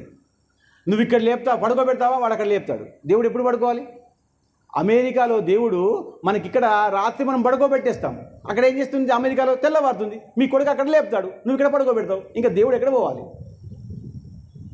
దేవుడు పడుకోవడము, నిద్రపోవడము అన్న విషయం ఉండదమ్మా. దేవుణ్ణి మనమే పడుకోబెట్టాలి, మనము నిద్రపోయిందని. ఎందుకంటే మనం నిద్రపోవాలి కాబట్టి. సేవ చేసేవాడు ఉంటేనే పరమాత్ముడు ఉంటాడు. సేవ చేసేవాడు పడుకుంటే దేవుడు కూడా పడుకుంటాడు. మనం ఏం చేస్తాం? అన్నం తినిపిస్తాం, హారతిస్తాం, తలుపులు పెట్టేస్తాం, లైట్ పని చేస్తాం, దేవుడు పడుకుంటాడు. మీ ఇళ్ళల్లో కూడా రోజు రాత్రి హారతి ఇచ్చిన తర్వాత గొల్లెం తలుపులు పెట్టేసేయాలి. అందుకనే దేవతా గది ఉండాలి. చాలామంది ఇళ్లలో దేవతా గదులు లేవు. చాలామంది ఇళ్ళల్లో లేవు, మేము చూస్తాం కాబట్టి. మీ ఇళ్ళల్లో ఉండవచ్చు. పెద్ద బాత్రూమ్, పెద్ద హాల్, పెద్ద డైనింగ్ హాల్, పెద్ద పార్కు, పెద్ద ఇది, పెద్ద అది. దేవుడు ఎక్కడున్నాడంటే కిచెన్లో ఇంత గూట్లో ఉన్నాడు. గుత్తం ఆ దేవుడి వెనుక ఈ దేవుడు, ఈ దేవుడి వెనుక ఈ విగ్రహం వెనుక ఆ విగ్రహం. ఒకసారి రాముడు ముందుకు వస్తాడు, ఒకసారి హనుమంతుడు ముందుకు వస్తాడు, ఒకసారి కృష్ణుడు వస్తాడు, ఒకసారి ఆంజనేయ స్వామి. అదే పని. ఇంతే చక్కరి, ఒకటే దీపం. కొట్టుకుంటారా, ఉంటారా, ఏం చేస్తారు మీ ఇష్టం. ఏం చేస్తాం దేవుడికి? మనం ఇంత శుక్రవారం నీళ్లు కడిగి లోపల పెట్టేస్తాం. ఏం చేస్తాం? ఇంత చక్కరి, అందరికీ ఇంత చక్కరి, ఒక దీపం, ఒక అగరబత్తి. కోరికలు 100 కోరికలు. అసలు లిస్టు విని దేవుడికి ఒకసారి యాస్ట్ వస్తుంది. ఇంకా వెళ్ళిపోతాడు ఒకరోజు దేవుడు మీ ఇంట్లోంచి. వెళ్ళిపోకుండా ఉండాలి అంటే కోరికలు కోరుకోకుండా ఉండాలి. కోరికలు కోరుకుంటే ఆయన భగవంతుడు అవ్వడు, మీ పనోడు అవుతాడు. పనిచేసేవాడా దేవుడు కాదు. కాబట్టి మీరు ఏం చేయాలి? కోరిక కోరుకోకూడదు. అసలు నువ్వు బాగా భక్తి చేస్తే, అయ్యో నా భక్తురాలు కష్టపడుతుంది అని సుఖాన్ని ఆయన్నే ఇస్తాడు. ఆయన ఇస్తే గొప్పగా ఇస్తాడు. మీరు కోరుకుంటే ఇంతే ఇస్తాడు. మీ బుద్ధి ఎంత ఇంతే, మన బుద్ధి ఎంత ఇంతే. మనకేం కావాలి చెప్పారు? ఇప్పుడు ఉద్యోగం కావాలి, ప్రమోషన్ కావాలి, ఇల్లు కావాలి, చిన్న విషయం. మనం పెద్ద కలెక్టర్ దగ్గరికి వెళ్ళి, అసలు మా రోడ్లో మోరు తీయట్లేదు స్వామి అంటే కోపంకి వస్తాడు ఆయన. అది నా పనే, మున్సిపాల్కి చెప్పవా అంటాడు. ఆయన దగ్గరికి పోతే ఒక రోడ్డు శాంక్షన్ చేయించాలి. గొప్ప విషయం, గొప్ప వాళ్ళని గొప్పగా అడగాలి కదా. గొప్ప వాళ్ళ దగ్గరికి చిన్న విషయం అడిగితే కోపంకి వస్తుందా రాదా? కాబట్టి దేవుడికి చిన్న చిన్న కోరికలు చెప్పారు కదా. తులసికి పూజ చేయండి, ఆవుకు రొట్టె పెట్టండి, మీ సుఖం మీకు దొరుకుతూనే ఉంటుంది. కాబట్టి నేను ఏం కోరుకోవాలో నాకు అర్థం కావాలేమంటే, విష్ణు అన్నాడు నీకేం కావాలో నాకు తెలుసు. బాగా గుర్తుపెట్టు, నీకేం కావాలో నాకు తెలుసు. నీ యొక్క కోడలు అడవిలో ఉంది కాబట్టి ఆమె మళ్ళీ స్వర్గములకి రావాలి, అది నీ కోరిక అమ్మా. నువ్వు మర్చిపోయావు. భగవంతుడు అన్ని జ్ఞాపకం చేస్తాడు. నీకేం కావాలి? నీ కోడలు మళ్ళీ స్వర్గానికి రావాలి, అది నీ కోరిక అమ్మా. అయితే అన్నాడు, నీ కోరిక నేను క్షణాల్లో తీర్చేస్తాను. బాగా వినండి, ఎంత పెద్ద కోరిక పరమాత్ముడు కృప చూపిస్తే క్షణాల్లో తీర్చేస్తానమ్మా. కానీ నాకొక్క కోరిక ఉందమ్మా అన్నాడు. విష్ణువు కోరిక అడగంగానే అసలు ఆమె భయపడిపోయింది. నేను సాధారణ వ్యక్తిని, నా భర్త కశ్యప ప్రజాపతి ఈ అనుష్ఠానం చేయమని చేశాను, నాకు కోరిక ఉంది కాబట్టి చేశాను. మళ్ళా ఏం కోరిక? నా కోడల గురించి. నాకు మీరందరూ కూడా గుర్తుపెట్టుకోండి, మనమందరం, నేను కూడా ఏం గుర్తుపెట్టుకోవాలంటే, మన స్వార్థం కోసం మనం అడగకూడదు. మన స్వార్థం కోసం మనం అడగకూడదు. దేశం కోసం, ధర్మం కోసం, గోరక్షణ కోసం, అన్నిటి కోసం మీరేం అడిగినా దేవుడు ఇచ్చేస్తాడు. ఇస్తూ నీకేం కావాలో కూడా ఇస్తాడు. మళ్ళా కాబట్టి నువ్వు నీకోసం పడితే ఇదంతా అడగకుండా ఉంటే నీకేమి ఇవ్వడు, వాళ్ళకి ఇవ్వడు. వాళ్ళలో ఉన్న గొప్ప గుణమే అది. నా ఇంటి ముందర మూడు తీయమని తీయడు, కానీ మొత్తం గల్లీకి రోడ్డు బట్టి వేస్తాడు. ఎందుకు? అందరి కోసం కాబట్టి. భగవంతుడు అందరి వాడు, అందరి కోసం అడగాలి. అలా నీకు ఆ శచీదేవి స్వర్గానికి వచ్చే ఉపాయం చెప్తాను, కానీ నాకు కోరిక ఉందమ్మా అంటే, చెప్పండి స్వామి, మీ కోరిక నేనేం తీరుస్తాను అని వినయపూర్వకంగా అడిగితే ఆయన అన్నాడు, అమ్మా నిన్ను చూస్తుంటే నీ కడుపులో నాకు పుట్టాలని ఉంది, నీ గర్భంలో నాకు ఉండాలని ఉందమ్మా అన్నాడు. ఏ తల్లి అయినా విష్ణువు గురించి విష్ణు అలా అన్నప్పుడు ఎంత సంతోషిస్తుంది. అసలు జయ విజయుల కథ పెద్దగా ఉంది, చెప్తాను మీకు. వాళ్ళు 3 సార్లు రావాలి, పరమాత్ముడు 3 సార్లు, రాక్షసులు 3 సార్లు రావాలి. ఎలా రావాలి అంటే, హిరణ్యాక్షుడు, హిరణ్యకశ్యపుడు, దాని తర్వాత రావణుడు, కుంభకర్ణుడు, తర్వాత కృష్ణుడు, ఇట్లా రావాలి. ఇట్లా వస్తున్నారు అంటే వీళ్ళు పుట్టాలి కదా, వీళ్ళు పుట్టాలి, రాక్షసులుగా పుట్టాలి. భగవంతుడు ఒక తల్లి కడుపున పుట్టాలి కాబట్టి నేను గత జన్మలో పుట్టానమ్మా, ఇప్పుడు నీ కడుపులో పుట్టాలి. నీ కడుపులో పుడితే నేను ధర్మం చేయగలుగుతాను, కాబట్టి నీకు నీ వరాన్ని ఇస్తాను, నువ్వు నా వరాన్ని ఇవ్వు. నేను నీ కడుపున పుట్టాలి, నువ్వు నాకు ఒకప్పుడు గత జన్మలో కోరుకున్నావు కాబట్టి మళ్ళీ వచ్చే జన్మలో, వచ్చే తరంలో నువ్వు ఆ దేవకిలాగా పుడతావు. ఆ దేవకికి కృష్ణుడిలాగా వల్ల నేనే పుడతాను. బాగా చూడండి, అన్నీ కూడా మనం అంటగా ప్లాన్ వేసుకుంటామా లేదా? అలా ప్లాన్ వేసుకుంటాడు పరమాత్ముడు ఎప్పుడో. కానీ కష్టము, దుఃఖము, సుఖము, ఆనందము అవన్నీ చూపించుకుంటూ వస్తాడు. మనం యాత్రకు వెళ్తున్నామంటే స్పీడ్ బ్రేకర్స్ వస్తాయి, రోడ్లు ఆగిపోతాయి, రోడ్ల నిర్మాణం ఉంటుంది, పెద్ద గాలి వస్తుంది, చెట్టు పడుతుంది, కానీ అక్కడి నుంచి మనం దేవుడి దగ్గర మాత్రం చేరుకుంటాం. ఆగిపోతామా ఏంది? ఆగిపోము. ఇవన్నీ తెలుసు. పరమాత్ముడి దగ్గరికి మనం వెళ్తున్నామని తెలుసు, పరమాత్ముడికి మనం వస్తున్నామని తెలుసు, కానీ మధ్యలో ఉన్న అవాంతరాలు అన్నీ కూడా దిగమింగాల్సిందే, సహించాల్సిందే, కష్టించాల్సిందే. అలా కాబట్టే కష్టము, సుఖము, దారిద్ర్యము, ఆనందము, సంతోషము పరమాత్ముడు ఇస్తూ ఉంటాడు. ఇస్తూ ఉన్నటువంటి ఆనందాన్ని తొందరగా అయిపోతుంది. మనకు ఆనందం వచ్చిందా తొందరగా అయిపోతుంది, కష్టం వచ్చిందా తొందరగా పోదు. ఆ కష్టంలో కూడా ఆ కష్టాన్ని మీరు ఒకవేళ ఇష్టంగా మార్చుకొని, పరమాత్ముడు నాకు ఇది ఇచ్చాడు, కొంతకాలం సహించాలేమో అని అనుకున్నప్పుడు మీకు ఆ కష్టం తొందరగా అయిపోతుంది. కానీ ఎలా వచ్చింది ఆ కష్టం, ఎప్పుడు పోతున్న కష్టం, ఎప్పుడు ఏడ్చుకుంటూ కూర్చుంటే ఆ కష్టం పోనే పోదు. ఆ కష్టం ఎక్కడి దాకా దారి తీస్తుందంటే, అలా ఆలోచించుకుంటూ కూర్చుంటే ఒకసారి ఈ శరీరమే నాకు వద్దు అనిపిస్తుంది. అందుకని చాలామంది ఆత్మహత్యలు చేసుకుంటారు. ఆత్మహత్య చేసుకోవడం మహాపాతకం. పిల్లవాడు ఒక 2 మార్కులు తక్కువ వస్తే బాసల గంగలు దూకేస్తాడు. తెలియదు వాడికి అజ్ఞానం, శరీరం ఎంత గొప్పదో, ఎలా వచ్చిందో, ఎందుకు వచ్చిందో, ఏం సార్థకం చేయాలో అన్న విషయం పురాణం మీడకపోవాలా మీకు అర్థం కాలేదు కాబట్టి శరీరం వదిలిపెట్టేస్తాడు. ఇది ఆత్మహత్య. ఇంతకుముందు చెప్పింది ఏమో శరీర త్యాగము కదా. శరీర త్యాగానికి ఆత్మహత్యకి ఇంత తేడా. కాబట్టి నేను నీ కడుపులో పుడతానమ్మా, మళ్ళా నేను వసుదేవుడికి పుట్టాలి అంటే, ఇప్పుడు శిశుపాలుడు దంతభక్తుడు, వీరు 3వసారి రాక్షసులకు పుడతారు. అప్పుడు కూడా శిశుపాలుడు ఎన్ని తప్పులు చేసినా క్షమిస్తాడు పరమాత్ముడు, కానీ 100వ తప్పు చెప్పేస్తాడు. భగవంతుడికి శిక్షించే గుణం ఉంది, భగవంతుడికి దయ చూపించే గుణం కూడా ఉంది. అర్హత గుణము 2 ఉండాలి. భగవంతుడు ఏమైనా చేయవచ్చు. కాబట్టి నేను నీ కడుపున వస్తానమ్మా అంటే సరే అంది. అందుకనే మీరు ఒక మాట గుర్తుపెట్టుకోవాలి, రాముడు పుట్టాలి అంటే సుమిత్ర ఎంత అనుష్ఠానం చేసిందో, కౌసల్య ఎంత అనుష్ఠానం చేసిందో, కైక కూడా అంతే అనుష్ఠానం చేసింది. అందుకనే కౌసల్యమాత దేవుడి దగ్గర కూర్చున్నప్పుడు నాకు విష్ణువే కావాలి అంటే, లోక కళ్యాణకారు రావాలని కూర్చొని ఇలా కూర్చుంటే ఆ విష్ణు అలా వచ్చేసాడు ముందుకి వచ్చి, అమ్మ నేను పుట్టానమ్మా అన్నాడు. అంటే ఆమె ఒప్పుకోలేదు. నువ్వు అలా 4 చేతులతో వస్తే పుట్టేసినానంటే కుట్టుతుందా? నాకు చిన్న పిల్లవాడిగా కావాలి, నా తొడ మీద కూర్చోవాలి, నా స్తన్యపానం చేయాలి, నా దగ్గర ఆడుకోవాలి, ముండికేయాలి, ఏడవాలి, తుడవాలి, ఇవన్నీ జరగాలి కదా.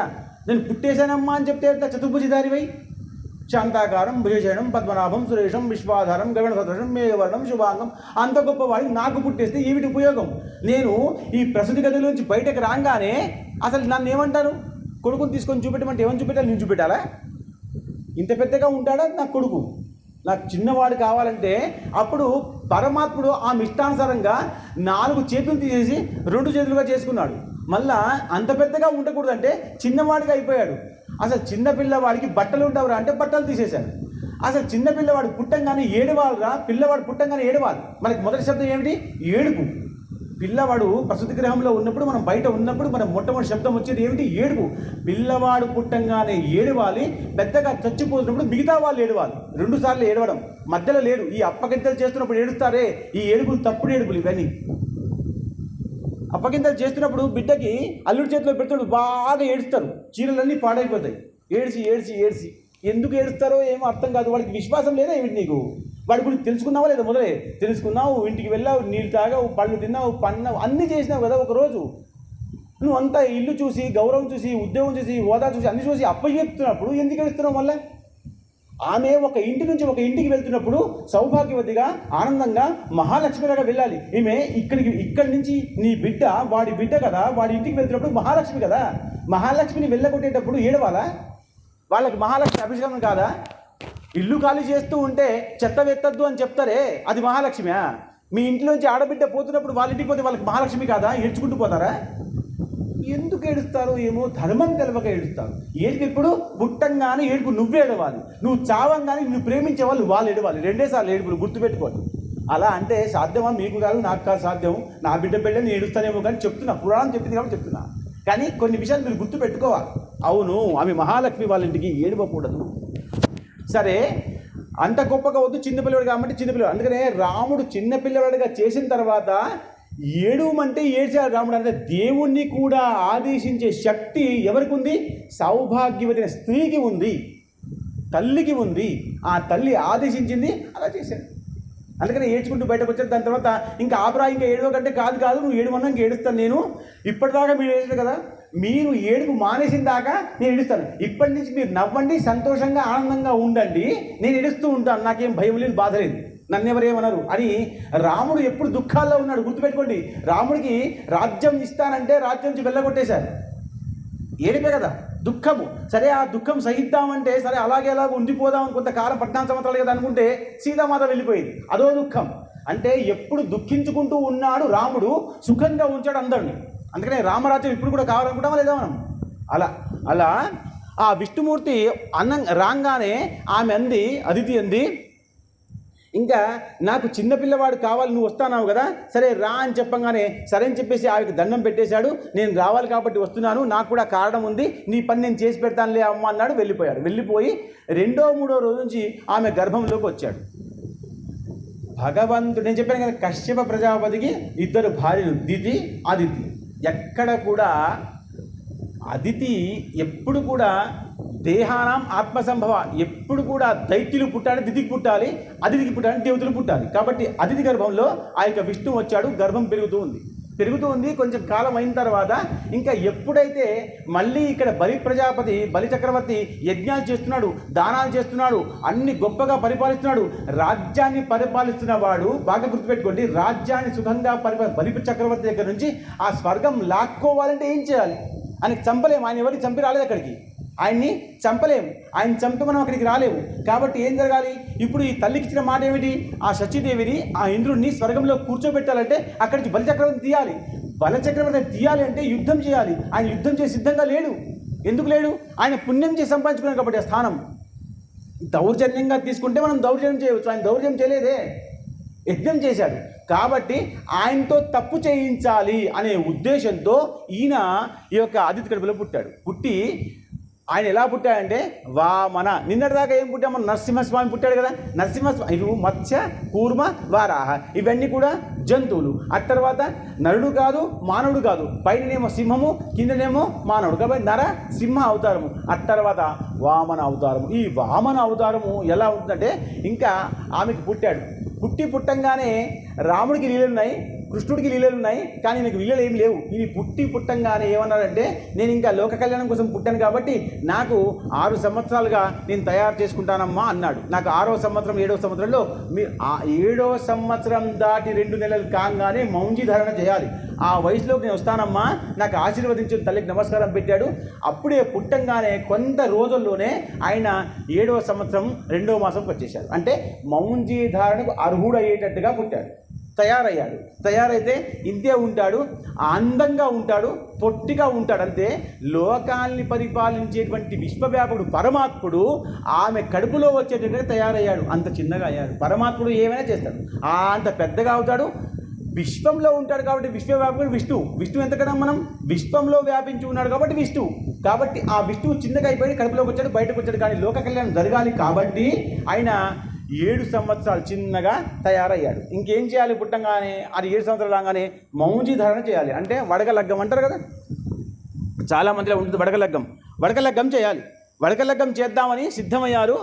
ఈయన వడకలగ్గానికి ఎప్పుడైతే నిలబడి ఉన్నాడో ఆయన దగ్గర స్వతహాగా ఆయన విష్ణువు అని నేర్చుకునేది ఏముంది? రాముడు అక్కడ వశిష్ఠుడి దగ్గర విశ్వామిత్రుడికి నేర్చుకున్నాడు, కృష్ణుడు సాందీపముని ఆశ్రమంలో నేర్చుకున్నాడు. కానీ ఈయనకి ఎక్కడ నేర్చుకునే అవసరం పడలేదు. ఎందుకంటే ఈయన పుట్టంగానే కొంచెం పెద్దవాడిగా తయారయ్యాడు ఆయన.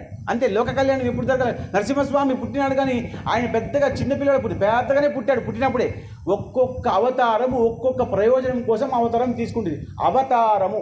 తారము అంటే తరింప చేయనటువంటిది. అవతారం అంటే అక్కడి నుంచి రావడం. భగవంతుడు ఎక్కడ ఉంటాడు? మనం ఏమంటాం సాధారణంగా? అక్కడ ఉన్నాడు కదా. మనం ఏమంటాం అందరూ కూడా? భగవంతుడు ఎక్కడ ఉన్నాడు అంటే అక్కడ పైనుంచి పరమాత్ముడు చూస్తున్నాడు అంటాం.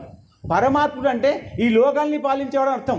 భూమి దేవతే, గంగా దేవతే, వాయు దేవతే, గోమాత దేవతే, అందరూ దేవతలే. కానీ ఇక్కడ దేవుడు ఉన్నాడమ్మా అంటాం మనం ఏమంటాం? పరమాత్ముడు పైనుంచి నిన్ను చూస్తున్నాడు రా, భయపడు అంటాం. అలా కాబట్టి ఇంకా ఈయన పెద్దవాడయ్యాడు, మౌంజీధారణ అయింది. మౌంజీధారణ అవ్వంగానే ఏమన్నాడంటే అక్కడ ఉన్న బ్రాహ్మణులందరికీ కూడా నాకు భిక్ష వేయాలి. మీరు గుర్తుపెట్టుకోండి, బడుగు మీరు చేసి ఉంటారు చాలామంది ఇళ్లలో. బడుగు చేయంగానే భిక్ష వేయాలి. ఎవరు భిక్ష వేయాలంటే మొదటి భిక్ష తల్లి వేయాలి. అందుకనే బిచ్చగాళ్ళు కూడా ఈరోజు కూడా తల్లే మాదాకోళం తల్లే అంటారు. తల్లే వేయాలి, తండ్రికి ఎవరు అడగరు భిక్ష. పిచ్చివాళ్ళైన బిచ్చగాళ్ళు కూడా ఏమంటారు? తల్లి, అమ్మా అని పిలుస్తారు. వాళ్ళు అడుగు గమ్మత్తుగా ఉంటుంది. నాకు అడవరాదు కానీ బాగా గమ్మత్తు. వాళ్ళు ఎంత పనిలో ఉన్నా రావడమే అన్నం తీసుకుని అంత బాగా పిలుస్తారు వాళ్ళు. తండ్రి భిక్ష అని ఎవరు అనరు, తల్లి భిక్ష అంటారు. తల్లే భిక్ష వేయాలి కాబట్టి భిక్ష తల్లి ఎవరు వేయాలి భిక్ష? ఈ తల్లి అసలు సంతోషంలో మునిగిపోయి ఆయన చూస్తూ ఉంది ఆ ఆనందాన్ని. ఆ అందంగా ఉన్నాడు పిల్లవాడు, ఎంతో ఆనందంగా ఉన్నాడు. ఇంకా చెడపట అడుగులు వేస్తున్నాడు, ఏదో చేద్దాం అనుకుంటాడు, సాధిద్దాం అనుకుంటున్నాడు. కాబట్టి నాకే పుట్టాడా అన్న భావనలో మునిగిపోయింది.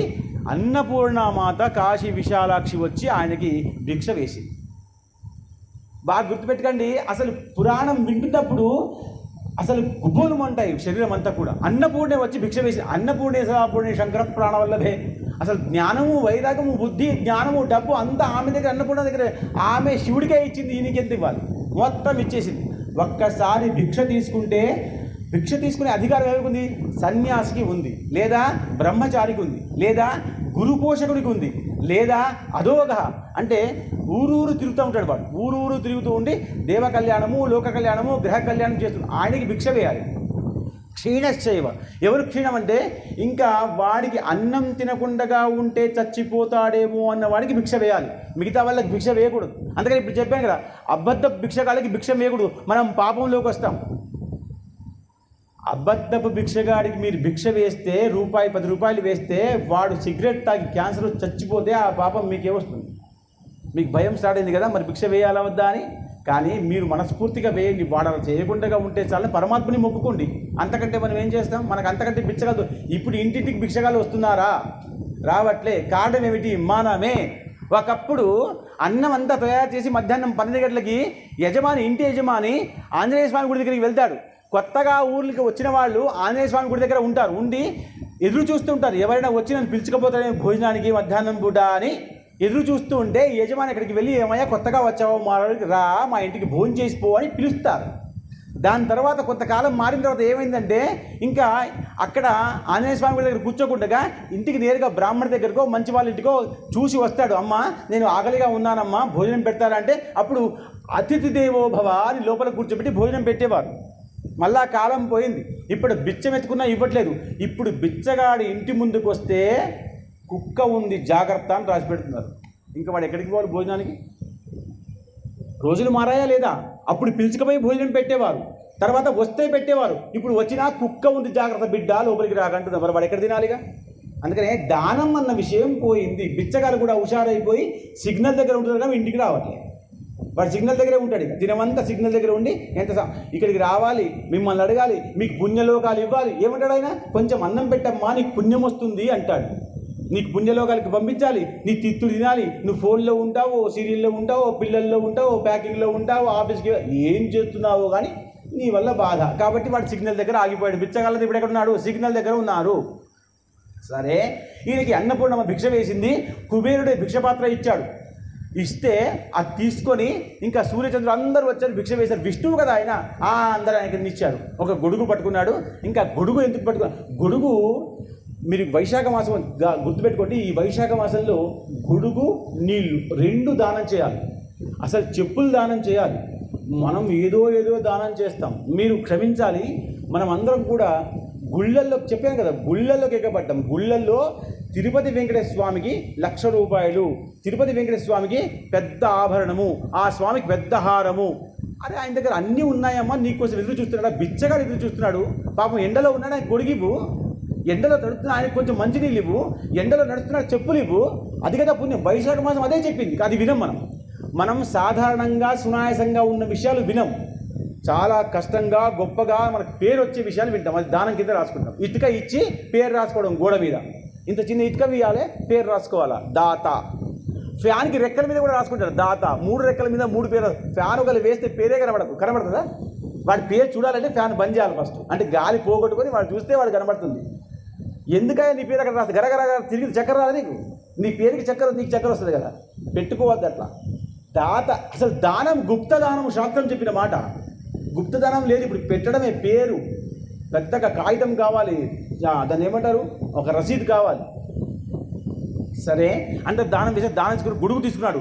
ఈ గొడుగు మోదుగాకులదై ఉండాలి. గొడుగు పట్టుకుంటే మోదుగాకులదై ఉండాలి. నల్లగా ఉన్నటువంటి బట్ట ఎప్పుడు వాడకూడదు. అసలు నల్ల బట్టలు వాడకు, చాలామంది కొంతకి ఇష్టపడుతుంది, కానీ నల్ల బట్టలు వాడకూడదు. అయ్యప్ప స్వామి వ్రతం తీసుకుంటే వాడండి, అసలు అది వేరు, ఆ వ్రతం వేరు, ఆ విషయం వేరు. కానీ నల్ల విషయాన్ని వాడకూడదు.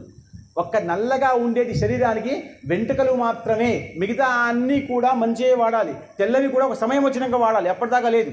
అప్పటిదాకా రంగులుగా ఉన్నటువంటి విషయమే వాడాలి. మీకు చెప్తూ ఉంటే కోపము, బాధ, భయము అన్నీ అనిపిస్తాయి, కానీ ఇప్పుడు చెప్పక ఎప్పుడు చెప్పాలి. మరి చెప్పాలి కాబట్టి మీరు వినాలి, అంతే. కాబట్టి గొడుగు తీసుకున్నాడు. ఆ బ్రాహ్మణులకు అడుగుతున్నాడు, ఈ బలిచక్రవర్తి బాగా యజ్ఞాలు దానాలు చేస్తున్నాడు కదా, మరి ఒకసారి మనం కూడా వెళ్దాం రండి అన్నాడు. అంటే ఎక్కడైతే మౌంచిధారణ అయిందో అక్కడి నుంచి బయలుదేరాడు. ఎక్కడైతే బలిచక్రవర్తి యజ్ఞాలు చేస్తాడో అక్కడికి వెళ్ళాడు. చేస్తే బలిచక్రవర్తి యజ్ఞం చేస్తున్నాడు. చేస్తూ ఉంటే ఇంకా అందరికీ దానం ఇస్తాడు. ఆయనకు ఉన్న గుణం ఏమిటి? దానము. దాన గుణం ఉన్న పక్షంలో కూడా అహంకారం అలాగే ఉండిపోయింది. భగవంతుడు అహంకారానికి నిర్మూలన చేస్తాడు. ప్రహ్లాదుడు భక్తి చేశాడు, ఆయన కుటుంబంలో పుట్టిన ఈయన దానం చేస్తున్నాడు. కానీ దానం చేసి అహంకారంగా ఉంటున్నాడు కాబట్టి పరీక్ష చేస్తాడు. పరమాత్ముడు పరీక్ష చేయడానికే పుడతాడు. కాబట్టి ఈయనకి ఈ రాజ్యం వదిలిపెట్టాలి, స్వర్గం వదిలిపెట్టాలి. ఆ తల్లికి మాట ఇచ్చాను కాబట్టి ఆ యొక్క స్వర్గం మళ్ళీ ఇంద్రుడికి ఇవ్వాలి, శచీదేవి అక్కడ ఉండాలి, కాబట్టి నేను ఈయనకి పాతాళంలోకి వేసేయాలి అని చెప్పేసి ఇక్కడ వామన అవతారం తీసుకొని అక్కడికి వెళ్తాడు. వెళ్తే ఆయన యజ్ఞం చేస్తున్నాడు. యజ్ఞం చేసి పూర్ణావతి ఇవ్వంగానే ఈ బటువు కనబడ్డాడు. బ్రహ్మచారి చాలా గొప్పవాడు. బ్రహ్మచారి యతి చాలా గొప్పవాడు. అంటే సన్యాసం తీసుకున్న వాళ్ళు బ్రహ్మచారి మహాపురుషోత్తములు. వాళ్ళు కనబడంగానే వాళ్ళకి నమస్కరించి దానం, ఇప్పుడే బటు అయింది కదా, ముంజిధారణ అయింది కదా, భిక్ష వేయాలి. కాబట్టి ఆయన వచ్చి రాగానే ఆయన దివ్యమంగళ స్వరూపం చూసి అందరూ కూడా ఆశ్చర్యించి సంతోషించి అయ్యో ఎవరొచ్చారో మహాపురుషుడు అందరూ అనుకుంటూ ఉంటే అప్పుడు ఆ యొక్క బలిచక్రవర్తి ఆయన చూశాడు. చూసి అబ్బా ఎంత గొప్పగా ఉన్నారా ఈ పిల్లవాడు, చాలా చిన్నవాడిగా ఉన్నాడు, బ్రహ్మచారిగా ఉన్నాడు, మనం వీడికి కూడా దానం చేద్దాం రా స్వామి అన్నాడు. గుర్తుపెట్టుకోండి, తనకు తానే పరమాత్ముడిని పిలుచుకున్నాడు. పరమాత్ముడు ఈయన పిలవకంటే ముందే వెళ్ళాడు. మీరు లోపల ఆంతర్యంలో ఉండండి. బలిచక్రవర్తి విష్ణుని రమ్మన్నాడా? రమ్మనలేదు. విష్ణువే స్వతహాగా వెళ్ళాడు. వెళ్ళి గడపలోకి వెళ్ళగానే, అందుకనే గడప చాలా ప్రధానం. మనం గడపలో ఉన్నామా సురక్షితం, గడప బయట వచ్చామా కష్టం. అందుకనే ప్రతి ఇంట్లో ఇల్లు కట్టుకున్నప్పుడు ప్రతి రూమ్కి గడప కట్టుకోండి. చాలామంది గడప ఒకటే పెడుతున్నారు, తప్పు. అన్ని రూమ్లకి గడపలు ఉండాలి, అన్ని రూమ్లకి గడపలు ఉండాలి. అందుకనే హిరణ్యకశిపుడు చంపాలి అంటే బయట ఉన్న గడపకి అటుకాలు ఇటుకాలు పెట్టి చంపాలి. గడప ఎంత గొప్పదో చూడండి. మనం గడపలు పెడుతున్నాం, పెట్టలేదు, లేకపోతే రాయి పెట్టేస్తారు. ప్రతి రూమ్కి గడప పెడితే మీరు హాల్లో ఉన్నప్పుడు హాల్లో నుంచి మీరు బెడ్రూమ్లోకి వెళ్తున్నప్పుడు మీ బుద్ధి, మనసు, శరీరం అన్నీ మారిపోతాయి. గడప దాటితేనే వంటగదిలోకి రావాలంటే మీ బుద్ధి శరీరం మారిపోవాలి. మీరు వంటగదిలో ఉన్నట్టుగా హాల్లో ఉండరు, హాల్లో ఉన్నట్టుగా డైనింగ్ హాల్లో ఉండరు, డైనింగ్ హాల్లో ఉన్నట్టుగా మీ బుద్ధి మనసు బుద్ధి శరీరము బెడ్రూమ్లో ఉండదు. ఎందుకు? గడప దాటుతారు కాబట్టి గుర్తుపెట్టుకు గడపలు కట్టండి. ఈయన లోపలికి పిలిచాడు, విష్ణువు కదా వచ్చాడు. ఏమయ్యా అన్నాడు, నువ్వు బ్రహ్మచారిగా ఉన్నావు, నేను యజ్ఞం చేస్తున్నాను, నీకు దానం ఇవ్వాలనుకుంటున్నాను, ఏం దానం కావాలి చెప్పు అన్నాడు. అనగానే అక్కడే శుక్రాచార్యుడు కూడా ఉన్నాడు. అమ్మా ఈయన చూసిన తర్వాత అరే బాపురే ఈయన దేవుడిలాగా ఉన్నాడు కాబట్టి విష్ణువే కాబోలు, మోసం చేయడానికి వచ్చాడు. మహావిష్ణువు ఎప్పుడు కూడా కపట వేషధారి ఉంటాడు, కృష్ణుడు పడుకుంటాడు కానీ లేచినట్టుగానే ఉంటాడు, ఖచ్చితంగా మహావిష్ణువే ఉంటాడు. కాబట్టి బలచక్రవర్తిని ఆపి అయ్యా నువ్వు పిలువకురు బాబు, ఆయన దేవుడు మనల్ని నష్టం చేస్తాడు అంటే ఆయన అన్నాడు ఒక్కసారి నేను రమ్మంటే రమ్మన్నట్టే, నేను గురువు గారి మాట కూడా విన్నాడు. మీకు ఏం చెప్పాడు బృహస్పతి ఏం చెప్పాడు? ఎప్పుడైతే గురువు గారి మాటను ధిక్కరిస్తాడో బలిచక్రవర్తి అప్పుడు ఆయనకు పాపం వచ్చి అంతా నాశనమైపోతుంది. కాబట్టి ఇప్పుడు పిలువకురా అంటే బలి ఏమంటున్నాడు? కాదు నేను ఒకసారి పిలిచాను, పిలిచినట్టే రమ్మన్నాడు. ఆయన పిలుచుకొచ్చాడు, కూర్చోబెట్టాడు, ఏం కావాలి చెప్పమన్నాడు. నాకు ఏమి వద్దు, ఒక 3 అడుగులు నాకు భూమి ఇవ్వు అన్నాడు. నేను బ్రాహ్మణ్ణి, ఒక 3 అడుగులు నాకు భూమిని ఇవ్వు అంటే బలిచక్రవర్తి ఎలా నవ్వాడు అంటే వికటంగా నవ్వాడు. వికట హాస్యము అంటే అని అంటే ఆ నవ్వులో ఎలా ఉంటుందంటే అహంకారం ఉంటుంది. మనిషికి ఏమి ఉండకూడదు, అన్నీ ఉండి కూడా అహంకారం ఉండకూడదు. అహంకారం అందుకని అహంకారం చంపడానికి వస్తాడు పరమాత్ముడు. నవ్వాడు. నవ్వంగానే సరే నాకు కావాల్సింది 3 అడుగులే ఇచ్చేయమన్నాడు. ఇచ్చేయమంటే సరే అన్నాడు. ఇంకా సంకల్పం చేస్తున్నాడు. ఎప్పుడు కూడా దానం ఇచ్చేటప్పుడు సంకల్పం చేయాలి. అక్షంతలు వేసి దానం చేస్తే సంకల్పం చేస్తే పరమాత్ముడికి, నువ్వులు వేసి సంకల్పం చేస్తే పితరులకి. గుర్తుపెట్టుకుని మీరందరూ శ్రాద్ధం చేస్తారు, పితరులకి పోతుంది. అక్షంతలు వేసుకొని కమండలం పట్టుకొని నీళ్లు వేసి నేను ఈ బ్రాహ్మడికి ఈ వటువుకి 3 అడుగులు భూమిని దానం చేస్తున్నాను అని నీళ్లు వదిలిపెట్టే సమయంలో శుక్రాచార్యుడు ఆపినా కానీ ఆపకుండా ఉంటే శుక్రాచార్యుడు తన శిష్యుల్ని ఆపుకోవాలి కాబట్టి రాక్షస గురువు కాబట్టి నా రాక్షస వంశం అంతా అంతమైపోతున్న భయంతో చాలా చిన్నవాడిగా మారిపోయి ఆ కమండంలోకి వెళ్ళి కమల వెళ్ళి ఆ ఎక్కడి తొట్టి ఉంటుందో నీళ్ళు వస్తాయో అక్కడ పోయి కూర్చున్నాడు. నీళ్ళు రాకుండా కమండల నుంచి నీళ్ళు రాకూడదు, పడకపోతే ఇంకా సంకల్పం పూర్తి అవ్వదు. అలా కూర్చుంటే అప్పుడు బలిచక్రవర్తి కోపం వచ్చి నా విషయాన్ని నేను సంపాదించుకున్న దాన్ని నేను ఇస్తానంటే అది కూడా అడిగింది 3 అడుగులే కదా, నేను ఇస్తా అంటే గురువుగారు అడ్డం పడుతుంది కాబట్టి నా గురువు కాదని గురువుగారికి గురువుగారి పట్ల అరిష్టం మాట్లాడితే దోషం వస్తుంది. మరి ఇక్కడ కూడా తెలుసుకోవాలి, చాలా విషయాలు మనం తెలుసుకోవాలి. గురువుగారి పట్ల అబద్ధం తప్పు మాట్లాడకూడదు, అవమానం చేయకూడదు. కానీ అలా మాట్లాడి చిన్న దర్భకట్టి తీసుకొని ఎక్కడి నుంచి అయితే నీళ్లు వస్తాయో అక్కడ కింది నుంచి పెట్టారు. పెట్టంగానే ఎక్కడైతే శుక్రాచార్యుడు పోయి కూర్చున్నాడో అక్కడ కంటికి తగిలింది, ఆ కంట్లోంచి రక్తం వచ్చింది, కన్ను గుడ్డిగా అయిపోయింది. ఎవరికి? శుక్రాచార్యుడికి. కానీ అప్పటి నుంచి ఆ శుక్రాచార్యుడికి ఒకటే కన్ను, రాక్షస గురువు శుక్రాచార్యుడికి ఒకటే కన్ను కాబట్టి కన్ను పోయింది. ఇంకా సరే ఈ కన్ను పోయింది, బాధలతో బయటకు వచ్చాడు. మళ్ళీ శుక్రాచార్యుడు ఒకటే కన్నుతో ఉంటున్నాడు. ఉండంగానే ఆయన ఏమన్నాడు, ఇంకెట్లాగో వినడు, రాక్షసుడు కదా, ఎంత చెప్పినా ఎంత పని చేసినా అని స్వర్గం ఇప్పించిన. ఎవరు ఇప్పించినా స్వర్గము? గురువు. ఎలా ఇప్పించాడు? విశ్వజిత్ అనే యజ్ఞం చేసి ఇప్పించాడు. నేను ఇప్పించాను, నాకు అప్పుడు కాళ్ళు పట్టుకున్నాడు, ఇప్పుడు ఆయనకి స్వర్గం వచ్చింది కాబట్టి, అధికారం వచ్చింది కాబట్టి, అహంకారం వచ్చింది కాబట్టి, నా మాటనే వినకుండా ఉన్నాడు కాబట్టి నువ్వు ఎలా అయితే అలా పోరా అన్నాడు. గురువుగారు ఒక్కసారి చేయి వదిలిపెట్టేస్తే ఇంకా నాశనమే. కాబట్టి గురువుగారి కృప ఎప్పుడూ ఉండాలి. మనం రోజు చెప్పుకుంటాం నా గురువురధికం, నా గురువురధికం, నా గురువురధికం. కానీ సంకల్పం చేయంగానే ఆయన అన్నాడు 3 అడుగులే కదా తీసుకోమన్నాడు. ఆయన పరమ విష్ణువు కదా, ఆయన మహావిష్ణువు కదా, ఒక్కొక్క సంకల్పం చేత వచ్చాడు. నేను అతిథికి పుట్టాలి, ఆ స్వర్గాన్ని ఇంద్రుడికి ఇవ్వాలి, ఈయన గర్భభంగం చేయాలి, 3 కారణాల చేత ఆ యొక్క వామనుడు అంటే విష్ణువు యొక్క అవతారం పుట్టింది. కాబట్టి ఆయన ఒక్క అడుగు పెట్టాడు. చూడండి, ఒక్క అడుగు పెట్టంగానే భూమంతా కూడా నిండిపోయింది. అందుకనే విష్ణువుకి సర్వవ్యాపకుడు అంటారు. ఒక్క కాళ్ళు పెడితేనే భూమంతా నిండిపోయింది. అందుకనే విష్ణువు అంతర్బహిష్యత సర్వం వ్యాప్తి నారాయణ స్థిత. ఇక్కడ అక్కడ ఎక్కడ కాదు, నీలో నాలో మనసులో భూమి మీద ఎక్కడ కూడా ఆయనే ఉన్నాడు. ఒక కాలు పెట్టడిపోయింది. ఇంకోటి కనబడుతుంది ఇక్కడ ఖాళీగా ఆకాశం. భూమి మీద ఉన్న అన్ని విషయాలు పోయాయి. ఇంకో కాలు పెట్టాడు, ఆకాశం అంతా కూడా పట్టేసుకున్నాడు, ఏమి కనబడట్లేదు. అసలు ఏమీ కనబడట్లే, ఆకాశమే కనబడట్లే, ఇటు భూమి కనబడట్లే, ఆకాశం కనబడట్లే. భూమికి దగ్గర కాళ్ళకు దగ్గరగా ఇంత చిన్న పిల్లవాడు ఆయన కనబడదు. ఎవడు? బలి చక్రవర్తి. ఆ రాక్షసులు చిన్న చిన్న పిల్లల్లాగా, పురుగుల్లాగా, చీమల్లాగా కనబడుతున్నారు. బాబు నాకు ఇంకా 3వ కాళ్ళు పెట్టాలి, ఎక్కడ పెట్టాలి చెప్పమన్నాడు. అనగానే అప్పుడు అన్నాడు, ఇంకా నువ్వు విష్ణు అన్న విషయం కూడా నేను మర్చిపోయాను. సరే, నా గర్వాన్ని భంగం చేయడానికి వచ్చావు, కానీ విష్ణువు ఒక మాట గుర్తుపెట్టుకో, బాగా వినండి, ఒక మాట గుర్తుపెట్టుకో, నువ్వు అందరికీ ఇచ్చేవాడు. విష్ణువు పోషకుడు కదా. విష్ణువు ఎవరు? పోషకుడు.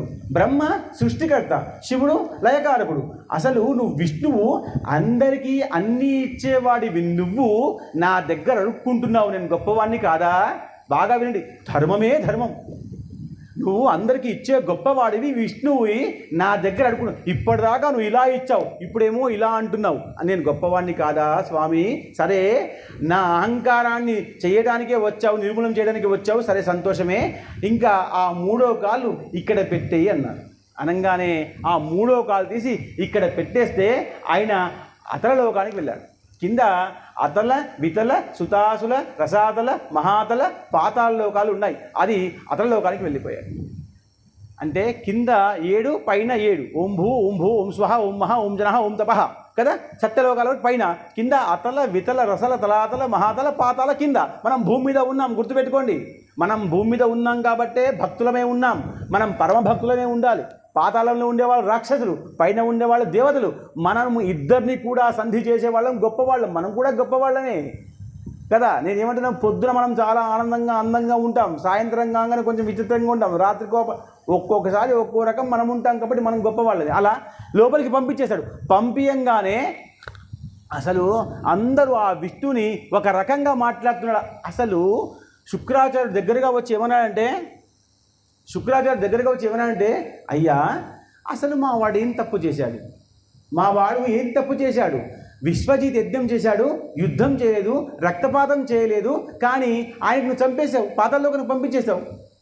అసలు నేను ప్రహ్లాదుని పిలిపిస్తే ఇప్పుడు ఆయనకు సమాధానం చెప్పవలసి వస్తుంది అని ప్రహ్లాదుని పిలిపిస్తాడు. పిలిపించమన్నాడు. ప్రహ్లాదుడు రాని అంటే ప్రహ్లాదుడు వచ్చాడు. నా మనవడికి ఇదేం గతి పెట్టి ఇచ్చావు విష్ణుదేవా అని అంటే, ప్రహ్లాద నువ్వు మౌనంగా ఉండు, నువ్వు భక్తుడివి. నన్ను చూడంగానే అసలు భక్తి రావాలి నీకు. మెల్లమెల్లగా బలిచక్రవర్తిలాగా అహంకారం వస్తుంది. నువ్వు మౌనంగా ఎందుకు చేశానని చెప్తాను. నేను ఎందుకు చేశానో ఒక్కసారికి సమాధానం చెప్పే అవసరం లేదు. నేను విష్ణువుని, బాగా గుర్తుపెట్టుకోండి. నేను రాజుని, నేను ఏమైనా చేయవచ్చు, కానీ నేను ఎలా చేస్తున్నాను అన్న విషయం గొప్పది. అధర్మం అవ్వనివ్వను. నేను అసలు ఇంద్రుడికి మాట ఇచ్చాను, ఎప్పుడు కూడా నువ్వు ఇంద్రుడివే అని. కానీ ఇంద్రపతి అయిపోకంటే ముందే ఈ చక్రవర్తి అక్కడికి వెళ్ళి ఆ స్థానం తీసుకుని తప్పు కాదా? కాబట్టి ఈయన అహంకారం తీయడానికి వచ్చాను. ఆయన నేను ఈయనని చంపేస్తున్నాను మీరు అనుకుంటున్నారు, అన్యాయం చేస్తున్నాను అనుకుంటున్నారు, కానీ చెయ్యట్లేదు. ఈయన మనుసావర్ణిక వచ్చినప్పుడు, అంటే ఈ సావర్ణి ఉంటాయి, ధర్మ సావంత్రి, మణి సావంత్రి, దేహ సావంత్రి, సావర్ణిలు వస్తాయి. మనుసావర్ణి వచ్చినప్పుడు ఈయనకు నేను ఇంద్రుని చేస్తాను. కాబట్టి అప్పటిదాకా ఆయన ఎక్కడ ఉండాలి? పాతాళంలో ఉండాలి. కాబట్టి ఉండని. ఎప్పుడైతే ఆయనకు అవకాశం అవసరం వస్తుందో అప్పుడు నేనే పట్టుకొచ్చి ఆయన ఇంద్రుని చేస్తాను. కాబట్టి అప్పటిదాకా సమయం రాకంటే ముందే లాక్కోకూడదు విషయాన్ని. కాబట్టి అప్పుడు చేస్తాను. అయినా అప్పుడు ఆ యొక్క ప్రహ్లాదుడు వచ్చి రాగానే ఆ బలిచక్రవర్తి ఏడుస్తున్నాడట.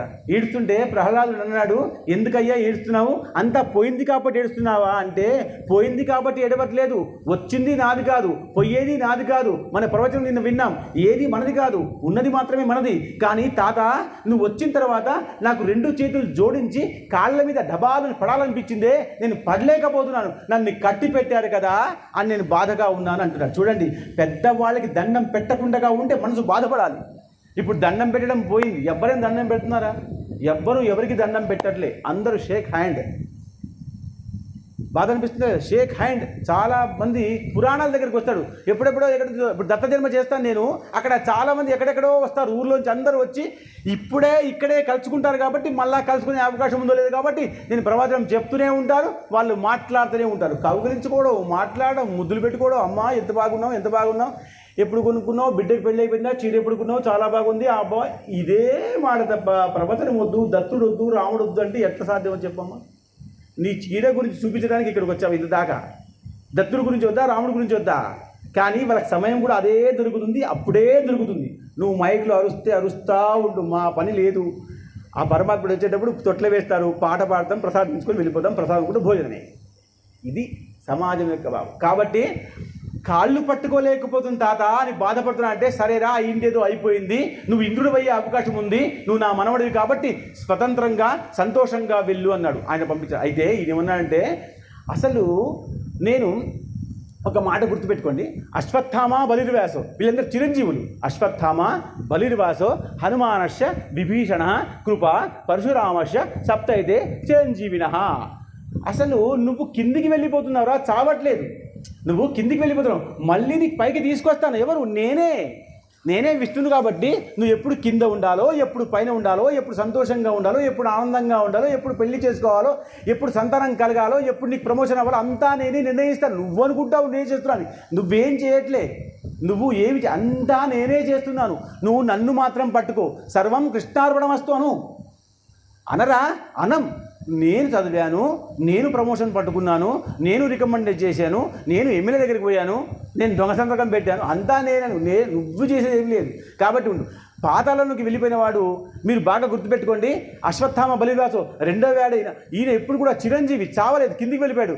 ఎప్పుడు వస్తాడట? ఎప్పుడైతే మీరు దీపావళి తర్వాత అమావాస్య తర్వాత పాడ్యమి వస్తుందో, ఆ పాడ్యమి రోజు ఈయనందరూ మనకు దర్శనమిస్తాడు. అదే బలిపాడ్యమి. అశ్వత్థామ ఇప్పుడు కూడా కనబడుతున్నాడు. ఈ అమ్మ చూడవచ్చు, మనం చూడలేం. భక్తి ఉన్నవాళ్ళు చూడవచ్చు, మనం చూడలేమమ్మ. అశ్వత్థామ ఇంకా కనబడతాడట. ఆంజనేయ స్వామి కనబడతాడట. రామాయణం జరుగుతూ ఉంటే హనుమంతుడు వచ్చి కూర్చుంటాడట. మీరు కనిపెట్టండి, ఉన్నాడా లేడా అన్న విషయం, ఉన్నాడా లేడా అన్న అనుమానం వద్దు, ఉన్నాడు అన్న విశ్వాసం, పులి స్టాప్. ఉన్నాడు, ఉన్నాడా లేడా క్వశ్చన్ మార్క్ వద్దు, ఉన్నాడు పులి స్టాప్ పెట్టండి. కనబడతాడు. విశ్వాసం లేకపోతే ఎట్లా కనబడతాడు? మనం నరసింహపురాణం చెప్తున్నామా? ప్రహ్లాదుడు, నారదుడు ఎక్కడి నుంచో వింటూనే ఉంటారు. చెట్టు మీద ఉన్నారో, పక్కన ఉన్నారో, షెడ్లో ఉన్నారో, ఎక్కడ ఉన్నారో కానీ ఖచ్చితంగా ఉంటారు. సీతామాత కష్టాల్లో ఉన్నప్పుడు ఆంజనేయ స్వామి పైనుంచి చూస్తూనే ఉన్నాడు. ఆమెకి ఇంకా కష్టం వస్తే అప్పుడే వచ్చేవాడేమో, కానీ ఎప్పుడైనా పరమాత్ముడు చూస్తాడు. కష్టాన్ని ఇంకా తీరే అవకాశం ఉంది, ఇంకా రావణుడు వెళ్ళిపోయాడు అక్కడి నుంచి అంటే ఆంజనేయ స్వామి కిందికి వచ్చాడు. చిన్న రూపంగా ఉన్నటువంటి బాలస్వామి పెద్ద అవతారం తీసుకున్నాడా లేదా? అందుకనే అనిమా గరిమా మహిమా లగిమా ప్రాప్తం ప్రాకప్యం ఈశిత్వం వశిత్వం అన్న గుణాలు ఆయనలో ఉన్నాయని చెప్పడానికి కారణం ఇదే. ఎప్పుడు రావాలో అప్పుడు వస్తాడు. కాబట్టి నీకు నేను తీసుకొస్తాను, నువ్వు సంవత్సరానికి ఒకసారి పైకి రా భూమి మీదికి. నీ గురించి అందరూ ఎదురు చూస్తుంటారు. ఎవరు? మనమందరం బలిపాడ్యమి దీపం పెడతామా లేదా? పాడ్యమి ఆ రోజు ముహూర్తాల్లో గొప్ప ముహూర్తం పాడ్యమి ముహూర్తం. ఆ రోజు ఆయన వస్తున్నాడని మనం అందరం దీపాలు పెడతాం. మనం మర్చిపోతాం ఎందుకు పెడుతున్నాము, మనం మర్చిపోతాం ఎందుకు టపాకాయలు కొడుతున్నాము, మనం మర్చిపోతాం ఎందుకు బూడిదలు రాసుకుంటున్నాము, మనం మర్చిపోతాం ఎందుకు సంగీతం పాడుతున్నాము. మనం అన్నీ మర్చిపోతాం, చేస్తాం అంతే. కాబట్టి ఆ పరమాత్ముడు ఆ యొక్క తల్లికి వరమిచ్చాడు, పుట్టాడు. ఆ యొక్క ఇంద్రుడికి మళ్ళీ స్వర్గం ఇచ్చేశాడు, ఈయనకి అతలోకములకు పంపించేశాడు. ఆయన గర్వభంగం అయిపోయింది. దాని తర్వాత ఆ వంశమంతా, హిరణ్యకశిప వంశమంతా కూడా గొప్పగా ఒకటిసారి మారుతూ ఉంది. కాబట్టి ఈ వామన అవతారం వచ్చి మనకు మంచి గుణాలను ఇచ్చి, ఆయనకి మంచి ధైర్యాన్ని ఇచ్చి, ఆ యొక్క అన్ని లోకాలని కాపాడారు. కాబట్టి ఆ యొక్క వామన అవతారం విష్ణు అవతారంలో, నరసింహపురాణంలో వామన అవతారం గురించి గొప్పగా చెప్పడం జరిగింది. ఇది గొప్ప విశేషము. కాబట్టి ఈ విషయాలన్నీ మనం వింటూ నెమరు వేసుకుంటూ ఆలోచించుకుంటూ ఉంటే మనం మెల్లగా మెల్లగా మెల్లగా పుణ్యలోకాలకి మార్గం దొరుకుతుంది. స్వస్తి. యత్ర యోగేశ్వర కృష్ణో యత్ర పార్థో ధనుర్ధర తత్ర శ్రీర్విజయభూతి ధ్రువాణి మతిర్మమ.